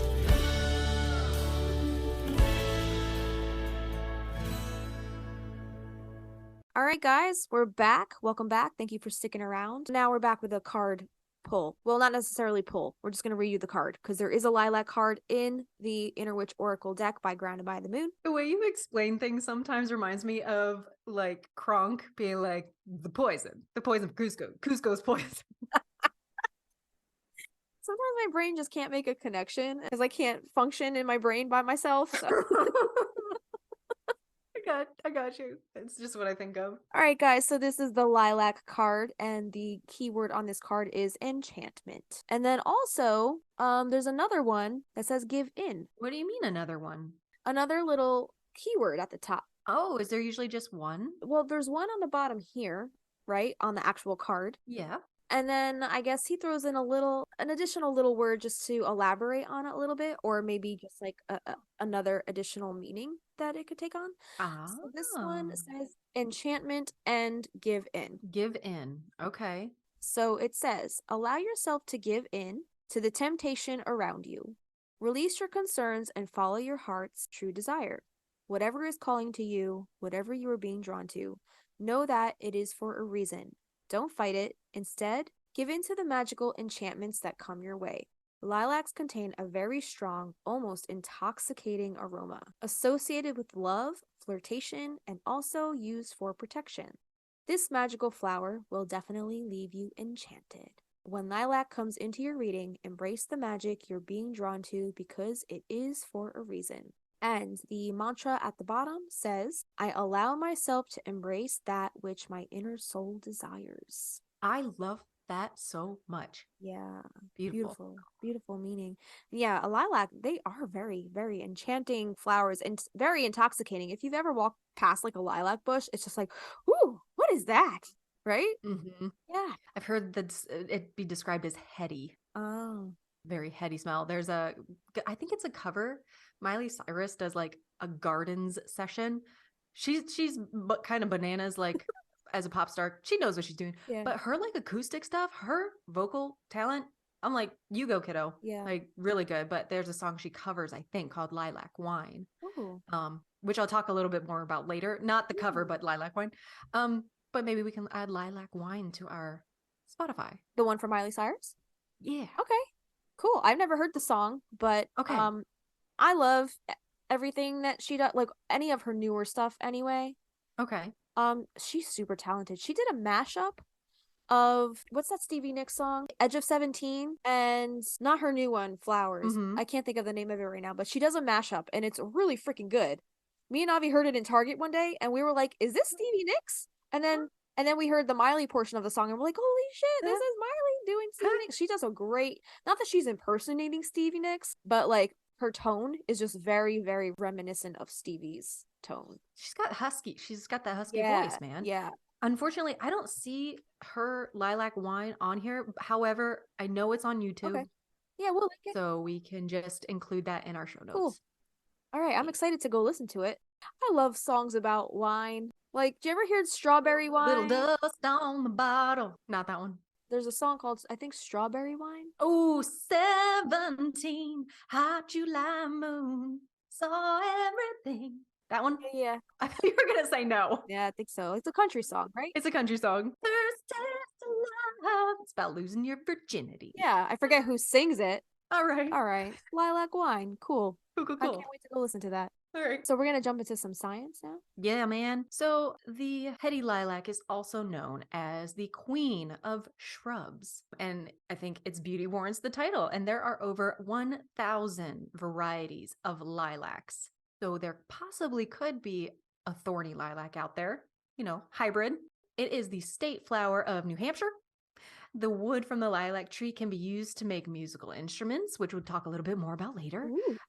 knife handles, and more.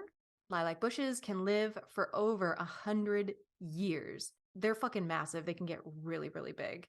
So the common lilac is a perennial. It's a deciduous shrub that grows between 12 and 15 feet tall. Wow.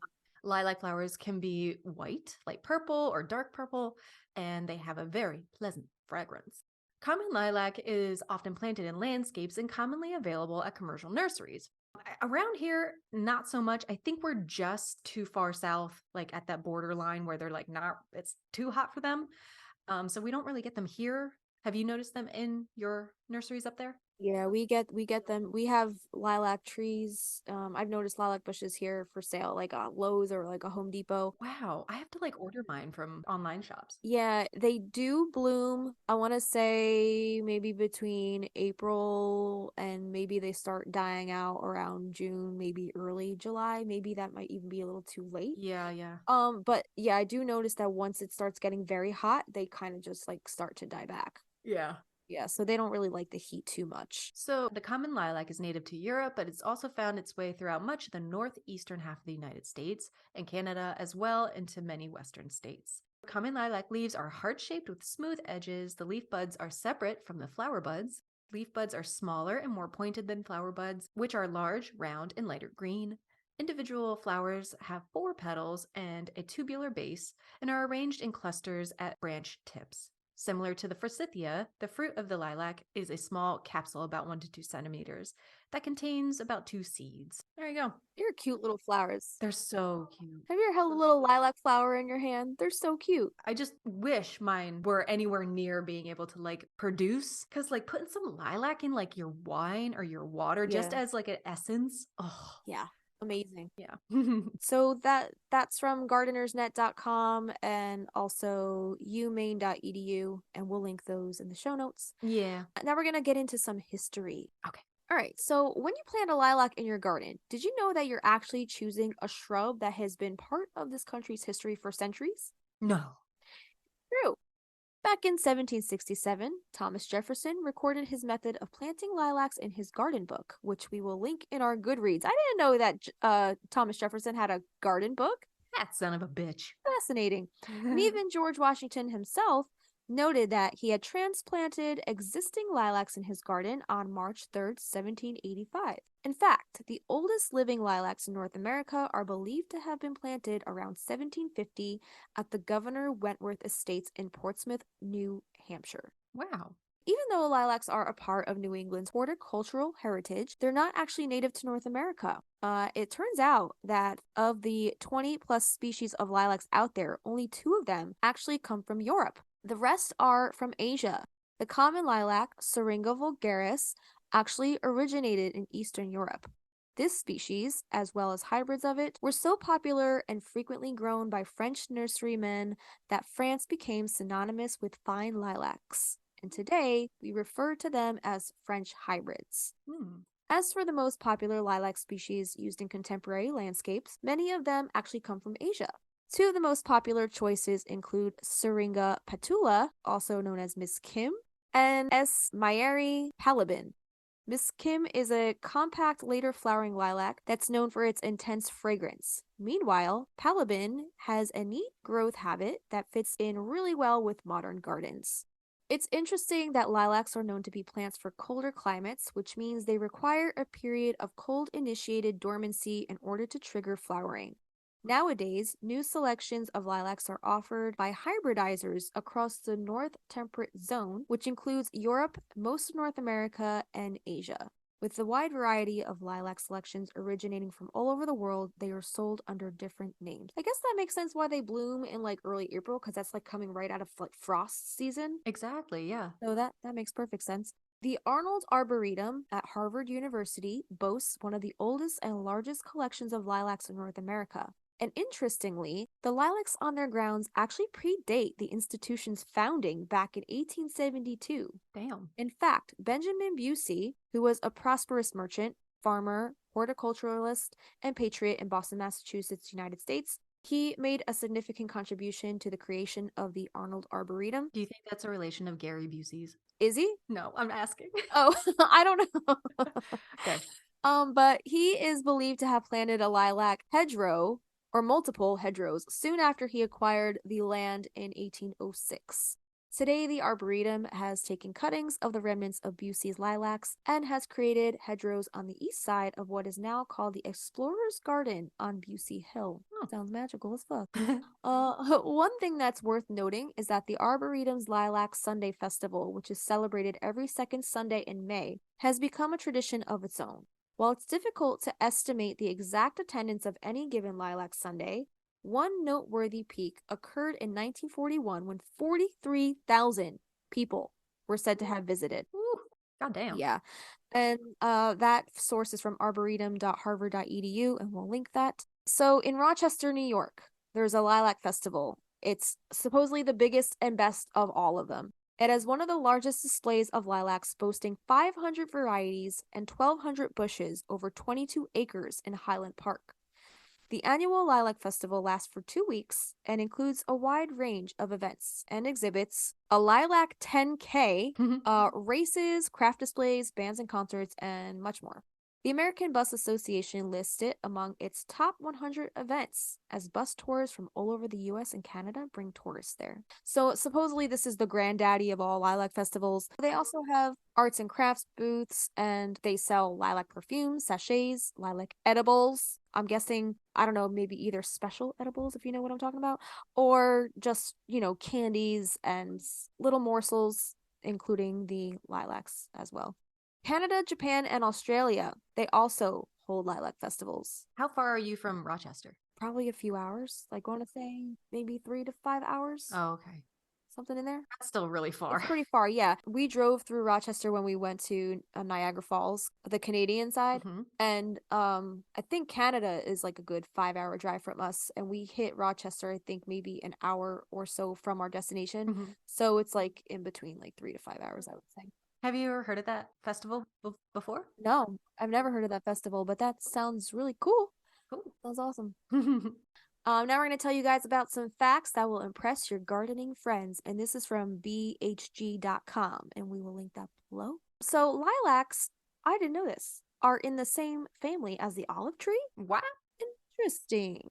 So these shrubs belong to the Oleaceae family, which includes over 20 different plant species, including olives, ash, and jasmine. That's not surprising to me, because jasmine kind of has the same kind of very, very sweet, distinct smell. Mhm. And those very like delicate flowers. Yep. They're kind of like along the same little buds. Within their species, there are more than 1,000 varieties of lilacs, including some trees. Lilac trees like the Peking and Japanese tree lilac can reach heights of more than 30 feet tall. Goddamn. Nuts. So the lilac has different meanings in different cultures. The lilacs have come to symbolize spring and renewal because they are early bloomers. These bushes have also held different meanings in different cultures throughout centuries. The Celtics saw lilacs as magical because of their sweet scent. During the Victorian age, lilacs were a symbol of an old love. Widows often wore lilacs during this time. In Russia, holding a sprig of lilac over a newborn baby was thought to bring wisdom. And did you know each color lilac has a different meaning? Kind of like the rose, I guess, right? Roses have many different colors as well. Maybe that's why Alice saw them as like interchangeable. I don't know, between the book and the movie, they both just have many different colors, many different varieties, many different uses. I guess depending on the color. Yeah, okay. So according to the International Lilac Society, white is purity, innocence, and childhood. Violet is spirituality, which makes sense because the purple in the books, right? And it makes me think of like crown chakra stuff. Yeah. And that kind of makes sense going back to the book, how we were just talking about before, how it's kind of like this transition between the living world and the spiritual world. So that makes sense. Mhm. Violet is for spirituality. Blue is for happiness and tranquility.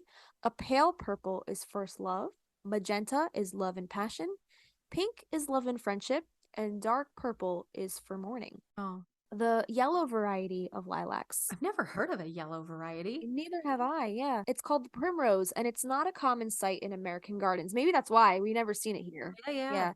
It was introduced in 1949, and so it's not known to carry any kind of symbolic meaning. But if we're gonna go like with the rose kind of deal, yellow in rose language, it means friendship.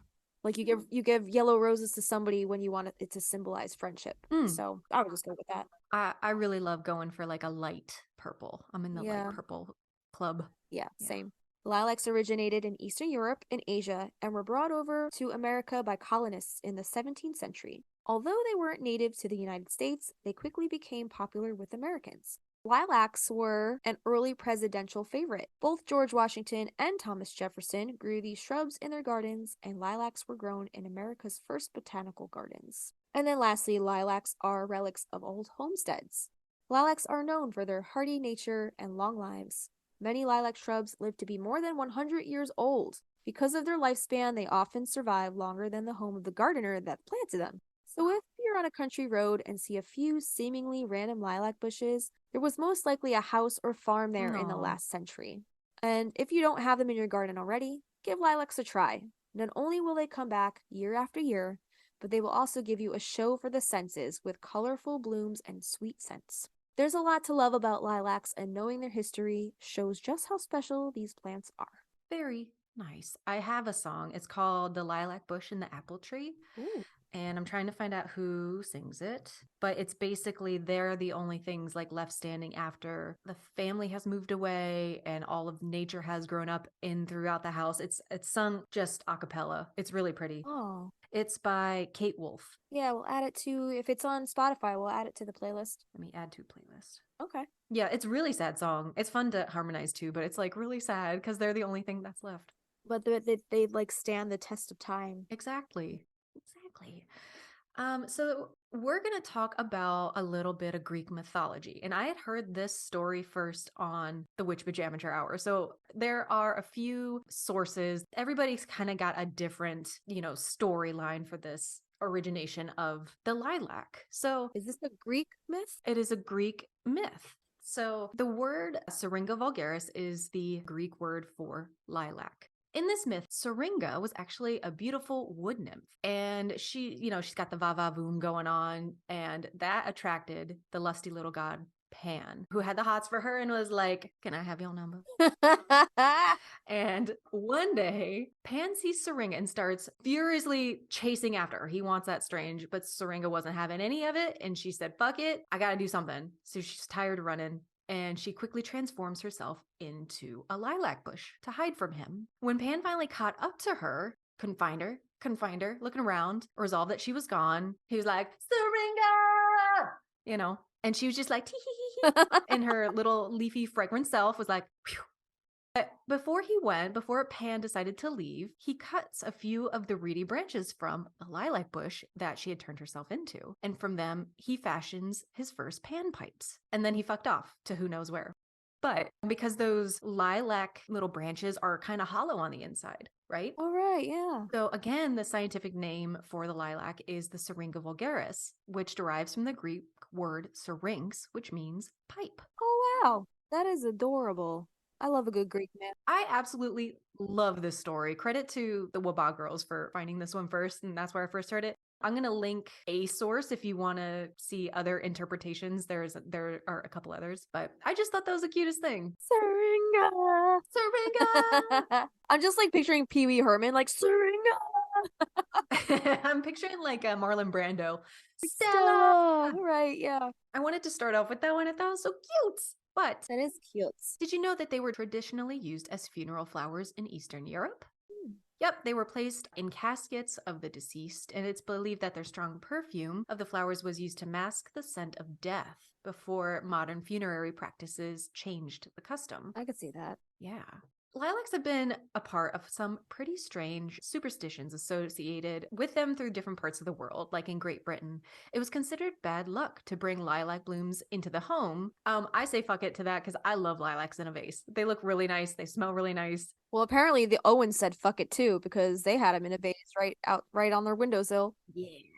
Those Owens women helped raise me, so I take what they say as gospel. But I mean, like, then look at the bad luck that they brought into their home. That's true. Oh, dang, that's true. Oh, no. All right. And if a young lady wore a lilac blossom, she was believed to be destined to be single forever. So if you wanted to break off an engagement, you can send a lilac to that person. Oh, shit. It's kind of a way of being like, I changed my mind. Sorry. Then send them a lilac. But they've come a long way. These lilacs have come a long way since these unfortunate superstitions. In the Victorian era, the language of flowers was all the rage, and lilacs were a symbol of first love, while white ones symbolized innocence, which Justina touched on earlier. Now they're considered a beloved flower with a beautiful fragrance. Speaking of fragrance, did you know that it's really difficult to distill the scent of lilacs? Is it? That's why most lilac scented things are made with synthesized fragrances. I did not know that. No. It was used for apotropic or evil repelling purposes in many places. In Bulgaria, it was included in wedding bouquets to protect the bride and hung above Russian cradles to safeguard infants. Oh, that must smell so good. That would probably block out the poo-poo smell. The poo-poo smell. Yeah, definitely.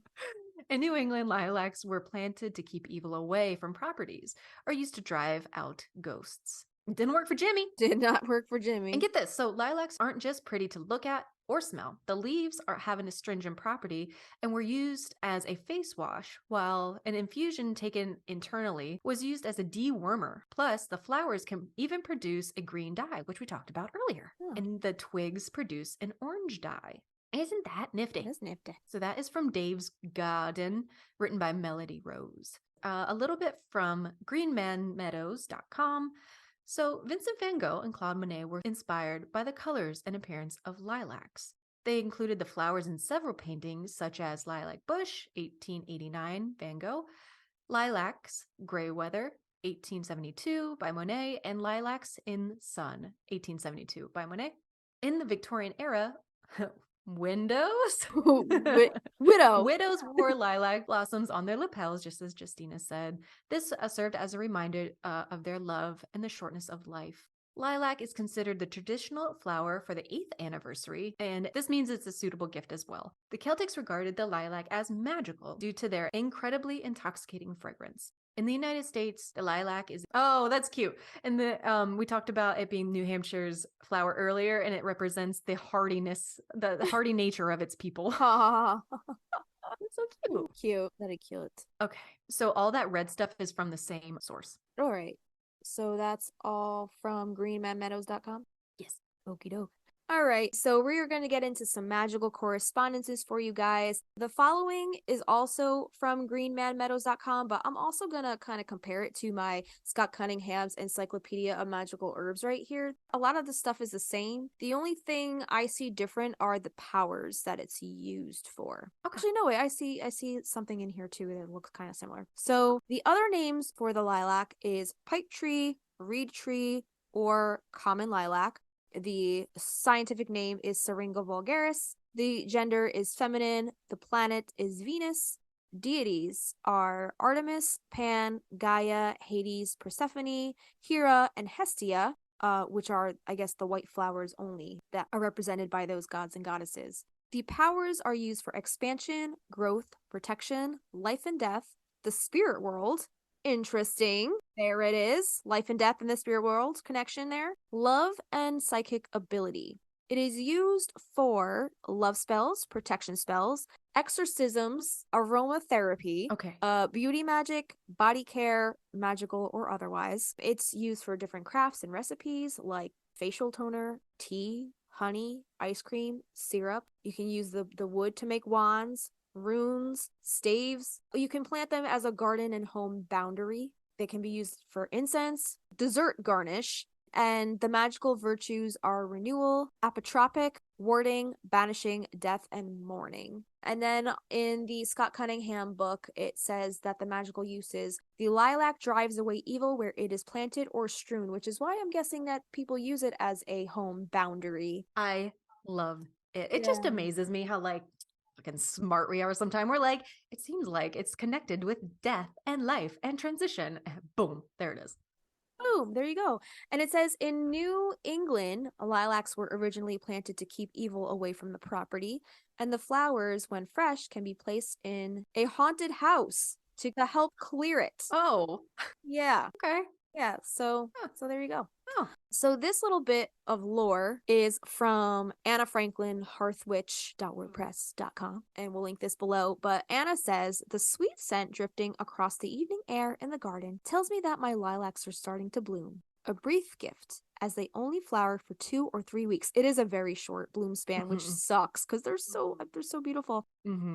She goes on to say, to me, there is something in that stirs the blood, for the lilacs are a sign of renewal and the year opening up, and the perfume carries with it the promise of things to come. The drone of hummingbees, lazy, balmy days, and the taste of heady lilac wine. Ugh. Lilac is used by modern witches for warding magic. To protect your home, plant a lilac near your door. Plant a vase of lilac flowers in the windows, or use macerated lilac oil as a protective barrier smeared around the beading of your window frames. To prevent negativity entering your door, scatter lilac petals on the doorstep. So this goes a little different than what we read before, how it's saying it's bad luck to bring lilac into your house. She's saying use it around your windows, use it as protection in your home. Plant lilacs around your property to protect those inside its boundaries. Planting lilacs by your front door keeps negative energy from entering your home.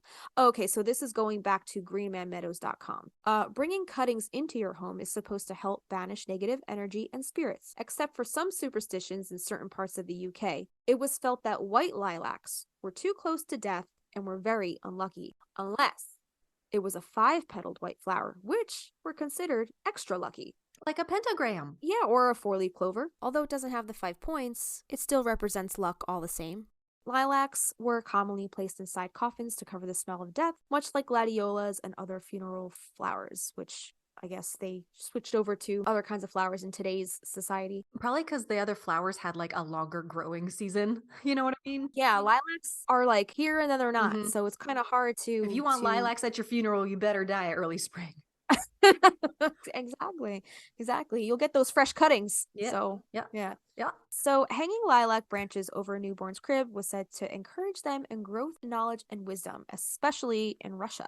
Blooming lilacs show up for a short period during the spring, typically between Beltane and Litha, which is between May and June. Much like honeysuckle, dandelions, and forsythia, lilac contains spring energy and helps to jumpstart your life. Use it to give yourself a motivational boost or a mental or physical spring cleaning, or use as an energy charge for your job or new business venture. Lilacs are commonly used for spells involving exorcisms, banishing negative energy, love and lust spells, as well as protection spells and spells symbolizing the balance between life and death. There it is again. I'm telling you there what. It is. Amazing. There it is. We're amazing. Alice knew what the fuck she was doing here. I know. She did her knew. research. She did her research. She knew that shit. She's like, life and death, Jimmy. Life and death, Jet. Life and death, I don't know. We'll figure it out. Lilacs. Yeah. All right. So they can also be used for love and beauty. They're used a lot in, I guess, beauty regimens. Well, this says love and lust spells. Lilacs are best for short, fleeting summer romances or flings. We should add that song to our playlist. Summer loving happens so fast. That'll be our lilac song. Cute. I'll do that right now. Adding lilac to oil to your wrists or behind the ears helps to draw love your way. You can also use lilacs for a spell to bring the fun and light back into a relationship. Medicinally, to combine medicinal uses mentioned earlier, as well as magical ones, lilacs infused in witch hazel. It can be used as a facial toner to promote beauty, glamour, and attracting love. Wrap and dry lilac bundles to make your own incense smoke bundles. Combine with rose, lavender, and sage to use as a love incense. Use the wood from the lilac to make wands, staves, or runes. Lilac wands are good for banishing evil or negativity, raising psychic energy and vibrations, and attracting love. So that was a little bit more from the Green Man Meadows, and now we're gonna jump on back to Anna Franklin Hearthwitch, and she goes on to tell us a little bit more of the lore and I guess the gloom of winter. Do you want to tell us a little bit about that? Oh, sure. So, just as the energy of spring drives away the gloom of winter and brings regeneration to the land, the spring blooming lilacs drive away negative energies, replacing them with the power of renewal and new beginnings.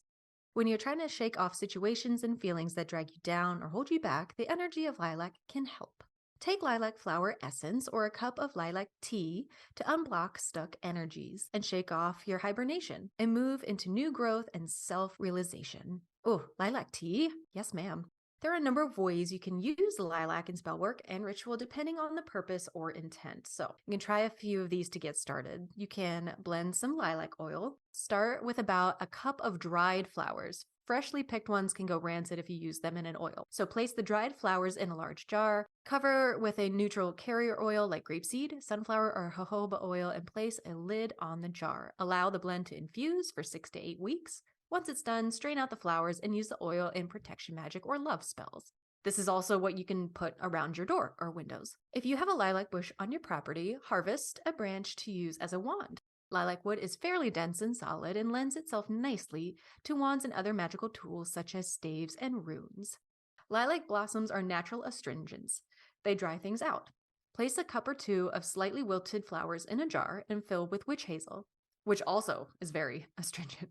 Allow it to steep, but that would smell so good. Yeah. Allow it to steep for a few days, then strain out the flowers. Use the lilac and witch hazel blend as a facial toner to keep your skin looking healthy and fresh all summer. Dab a bit on your wrists when you're getting ready to go out to attract a new lover your way. I'll just say about the toner, like I was just using straight up witch hazel for a long time. Like it will tone, but it doesn't add anything to your skin. So my skin was like extra dry, even though I was adding lotion. So just keep that in mind and Moisturize. moisturize. Yeah. What were you gonna say? No, I was just gonna say that must feel so refreshing in like a little spray bottle. I always like in the morning or when I'm just feeling a little sleepy, I have this rose water facial toner and just like spraying that on your face, Oh, especially nice. like in like the hot summer, that must be so refreshing to spray that on your face. Put that shit in your fridge. Smell that beautiful.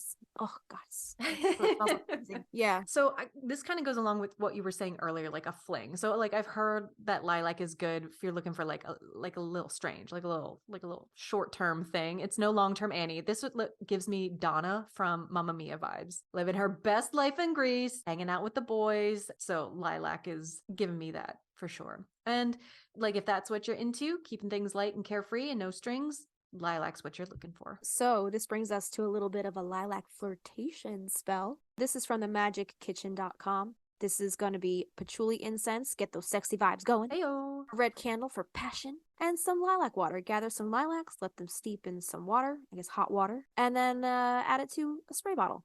Light your incense and bring your thoughts to your purpose. Yeah. Light your red candle and feel yourself becoming more lively and alluring.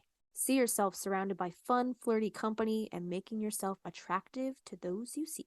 This is Jillian. This is total Jillian energy. This is just Jillian. Okay. You think she had a bottle of lilac spray just chilling in her bag? Totally. So once you feel the energy begin to rise, Oh, pour yeah. your lilac water into your spray bottle and infuse it with all the energy that you just raised. Spray yourself head to toe with your intention, allowing it to run down you. Don't forget to ground after this. Mm-hmm. Yeah, total Jillian energy right there. Yeah. So we have a lilac tea for you. It sounds pretty easy. You want 2 teaspoons of fresh lilac flowers, 1 cup of boiling water.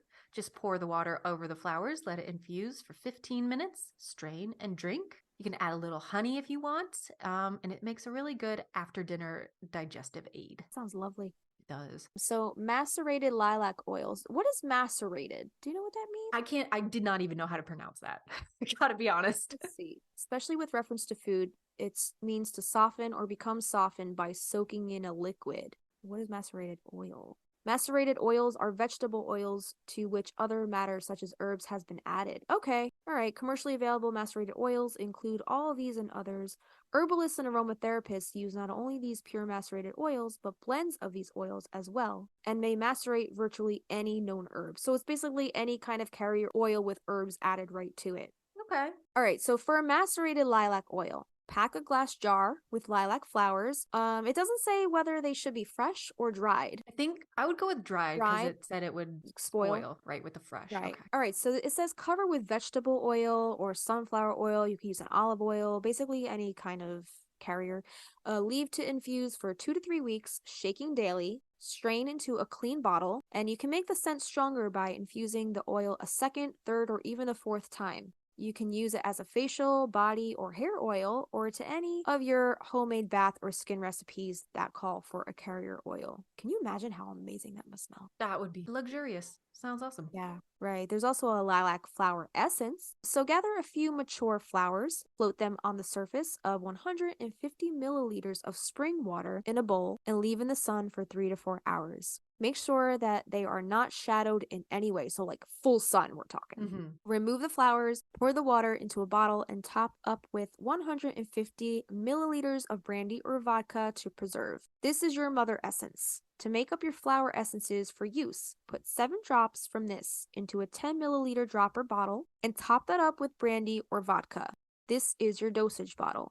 The usual dose is 4 drops of this in a glass of water 4 times a day. When making flower essences, it is important not to handle the flowers. It is the vibrational imprint of the flowers you want to be held by the water, not your own imprint. So that is the whole point of the flower essences. Makes sense. And then there's just a couple favorite uses for lilacs besides tea, which includes lemonade, infused honey, wine, which we talked about before, lilac wine, lilac jelly. Have you ever had lilac jelly? I have not. Lilac ice cream. I've never had lilac ice cream. I've had lavender ice cream. Yeah. Not lilac. I'm wondering if it's that same, like, I guess, like very subtle florally essences. I wonder if the lilac is stronger than the lavender, because the lavender, I was going to say lilac is not subtle. right, and lavender can be strong too, but the lavender ice cream that I had was very, very subtle. It was really refreshing. It was really good. It was on a lavender farm. Sounds good. And then lilac syrup is the last thing on this list, which my friend Heather, I believe, has made lilac syrup before, and I think she has a YouTube video on it. So if I could find it, I will link it below. Great. Yeah, she works with lilacs a lot, I think. Oh, all right. Oh, I'll have to ask her where that we could find that link. And then we have a little bit of a poem here. Do you want to read this, Kristina? I really don't, but No? I guess I can try. Okay. This poem is called O'er My Love, Yon Lilac Fair by Robert Burns, and he was alive 1759 to 1796, and this is from poets.org. Oh, where my love yon lilac fair, we're purple blossoms to the spring, and I a bird to shelter there when we're on my little wing. How I wad mourn when it was torn by autumn wild and winter rude, but I would sing on wanton wing when youthful May its bloom renewed.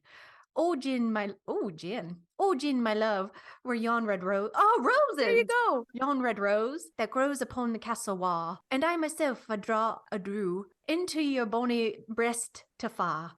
Oh, there beyond expression blessed, I'd fest on, you're gonna edit this, right? I'd fist on beauty the night, sealed on a silk shaft folds the rest, sealed on her silk saft, sealed on her silk saft fold to rest, till flayed all by Phoebus' light. Woo!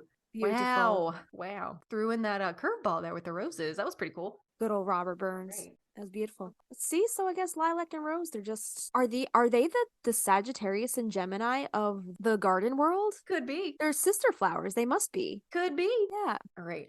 Do you want me to do wine first, or do you want me to do Brassidia first? Oh. Save Brassidia for last? Yeah, let's save her. I guess we'll save her for last. You Okay. have wine? You have stuff about wine? I have this really killer cool book about wild winemaking, and it has recipes for everything from lilac and different herbs to cannabis wines, like blueberry wines, apricot, rhubarb, pear, oregano, peppermint, thyme. So many. So You found lilac in there? it does. Lilac flower, 167. Lilac wine. How cute. All right. This is by Richard W. Bender, and they have a little blurb at the top of the page about the first time they made wine, they used too many flowers. I've since reduced the volume by 2/3 and did not care for it much. I put the wine away in the cellar and forgot about it. 20 years later, I was looking for an old wine to be a part of a wine tasting party, and I came across the case of this lilac wine. When we opened a bottle, I was delightfully surprised by its deep, complex flavor. While I'm not sure when the taste changed, it shows how well some wines can age over a long period. This is why I recommend putting aside a few bottles of every wine to age. Develop the practice needed to help some wines age from 5, 10, or even 20 years, and you will have a unique treasure in your cellar. So, into this lilac flower, this makes a gallon, okay? So, 1 pound of raisins, surprise, 2 to 3 quarts fresh lilac flowers, 1 gallon of wine, 2.5 pounds of sugar, and 1 packet of yeast. And then it says, step 1, you're going to soak the raisins in enough water to cover overnight, then chop them with the water in a blender. Combine the raisins and lilac flowers in a fermenting vessel. Next, bring the water to a boil in a large pot. Are we allowed to do this? Are we allowed to tell people how to make alcohol? I don't know. I don't know either. I don't know. So just add the sugar and bring to a boil, stirring to dissolve the sugar. Add the boiling sugar water to the mixture in the fermenting vessel. Cover and let it cool. Stir in the yeast and cover. Stir twice a day until fermentation starts to show, 7 to 10 days. Press out the pulp, pour the wine into a second fermentation jug, and secure the fermentation lock. Check it the next day if there's a deeper layer of lees, I guess more straining needs. Rack and filter the wine. Rack again every 2 to 3 months. I'm assuming there's like a text, like a context glossary in here. The wine should be ready within 9 to 12 months. Let it age in the jugs for as long as possible before bottling to reach the complex flavor described here. So there you go. Oh, how cute. So it'll be done within 9 to 12 months, but this author suggests that if you really want the flavors to richen, to let it sit for 2 decades. That's Right? nuts. Up to 2 decades? Oh my Lord, goodness. man. All right. I really would love, my grandfather used to make wine. He has all the stuff. Yeah. I just don't need another hobby. Oh, I right. Yeah. don't- Yeah. My uncle still makes wine. He brings it to like Ooh. Thanksgiving every year. How is it?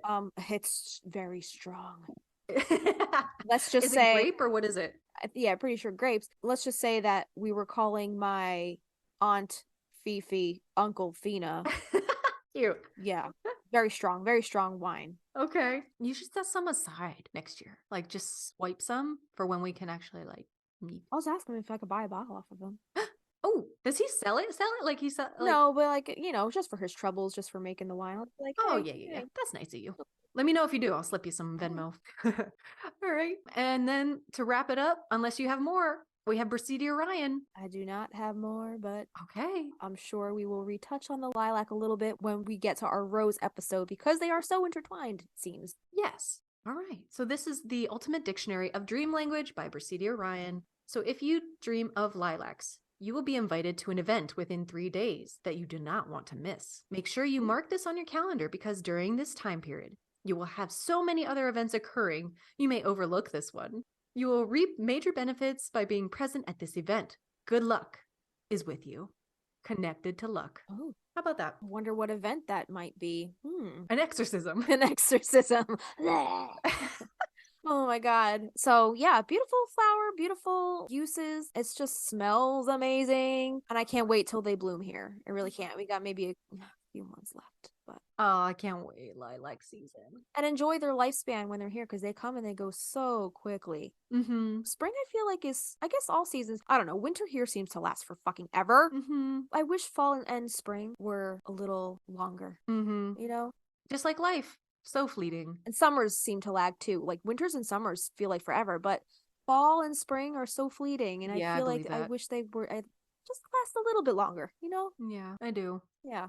There's a TikTok going around of people like I kind of do this, but people who see the months as lengths. Have you seen that? No. It's like January, February, March, April, May, June, July, August, September, October, or like October, November, December, you know? Okay. Not by much, not by much at all.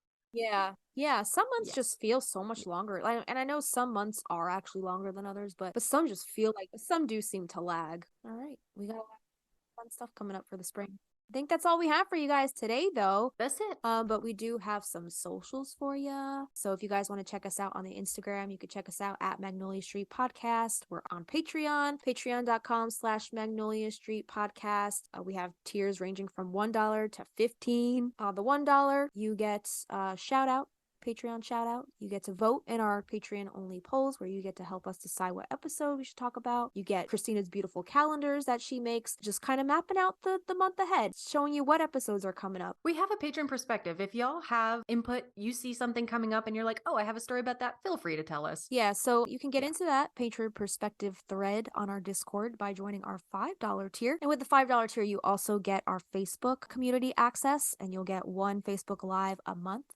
This past month was a lot of fun. We did a little private concert, couple songs. Oh, it's so fun. Yeah. Also, the patrons, you guys are starting to help us figure out what songs we want to add to our MSR playlists for those episodes and just help us make some decisions that me and Kristina are kind of up in the air on. So it's nice to have you guys in there on the patron perspective and our Facebook Live, so we just get your input about what direction you want to see this going. So it's important that we have your input on that. Then the $8 tier is our song-a-sode tier. Also, any kind of bonus episodes we have, we'll throw up in there. Any kind of additional audio visual content, all of that goes up on the $8 tier. And then we just released our $15 Marco Polo app tier. If you guys want to talk to us on the day-to-day, we send each other little video messages. What did you call me? Kronk. The poison for Cusco. That's just my name now. His name's Kronk, isn't it? You pulling a Kronk again. Justina's just being Kronk again. Yeah. Anything else? You can email us at Magnolia Street Podcast with any inquiries. And also, please hang out. Go check out our it's called hero.page. That's where we put all of our sources and all of our links that we use for our show. Almost anything that we've mentioned is over there. You can find our Spotify over there, Goodreads over there. If you can't find something, it's either on our Koji or the hero.page, and it's all linked below. Yeah, and the hero page is organized by episode. So if you really want it to tickle your Virgo bone, you can head to your favorite episode if you want to know more about that episode, and all the links will be there in a nice, concise, little organized little list for you. Even our MSR episodes, all the music we list on those episodes will be in there as well, like the music videos and a little more visual material. So it's a lot of fun. Totally. And lastly, if you like these episodes, be sure to tell us. Leave us a written review on Apple Podcasts and a star rating on Spotify. We love hearing your feedback, and your ratings help bump us up in the algorithm so more Practical Magic fans just like you can find us. I think that's it, my friend. That is all we have for you guys today. Thank you for joining us on Magnolia Street, and we hope you come back again. Hang out with us soon. I'm Justina. I'm Kristina. And we'll see you next time. At that house down the street, at that house on Magnolia Street, would you go down to Magnolia Street where the wisteria grow out? And that house of magic and mystery, so would you go down to Magnolia Street?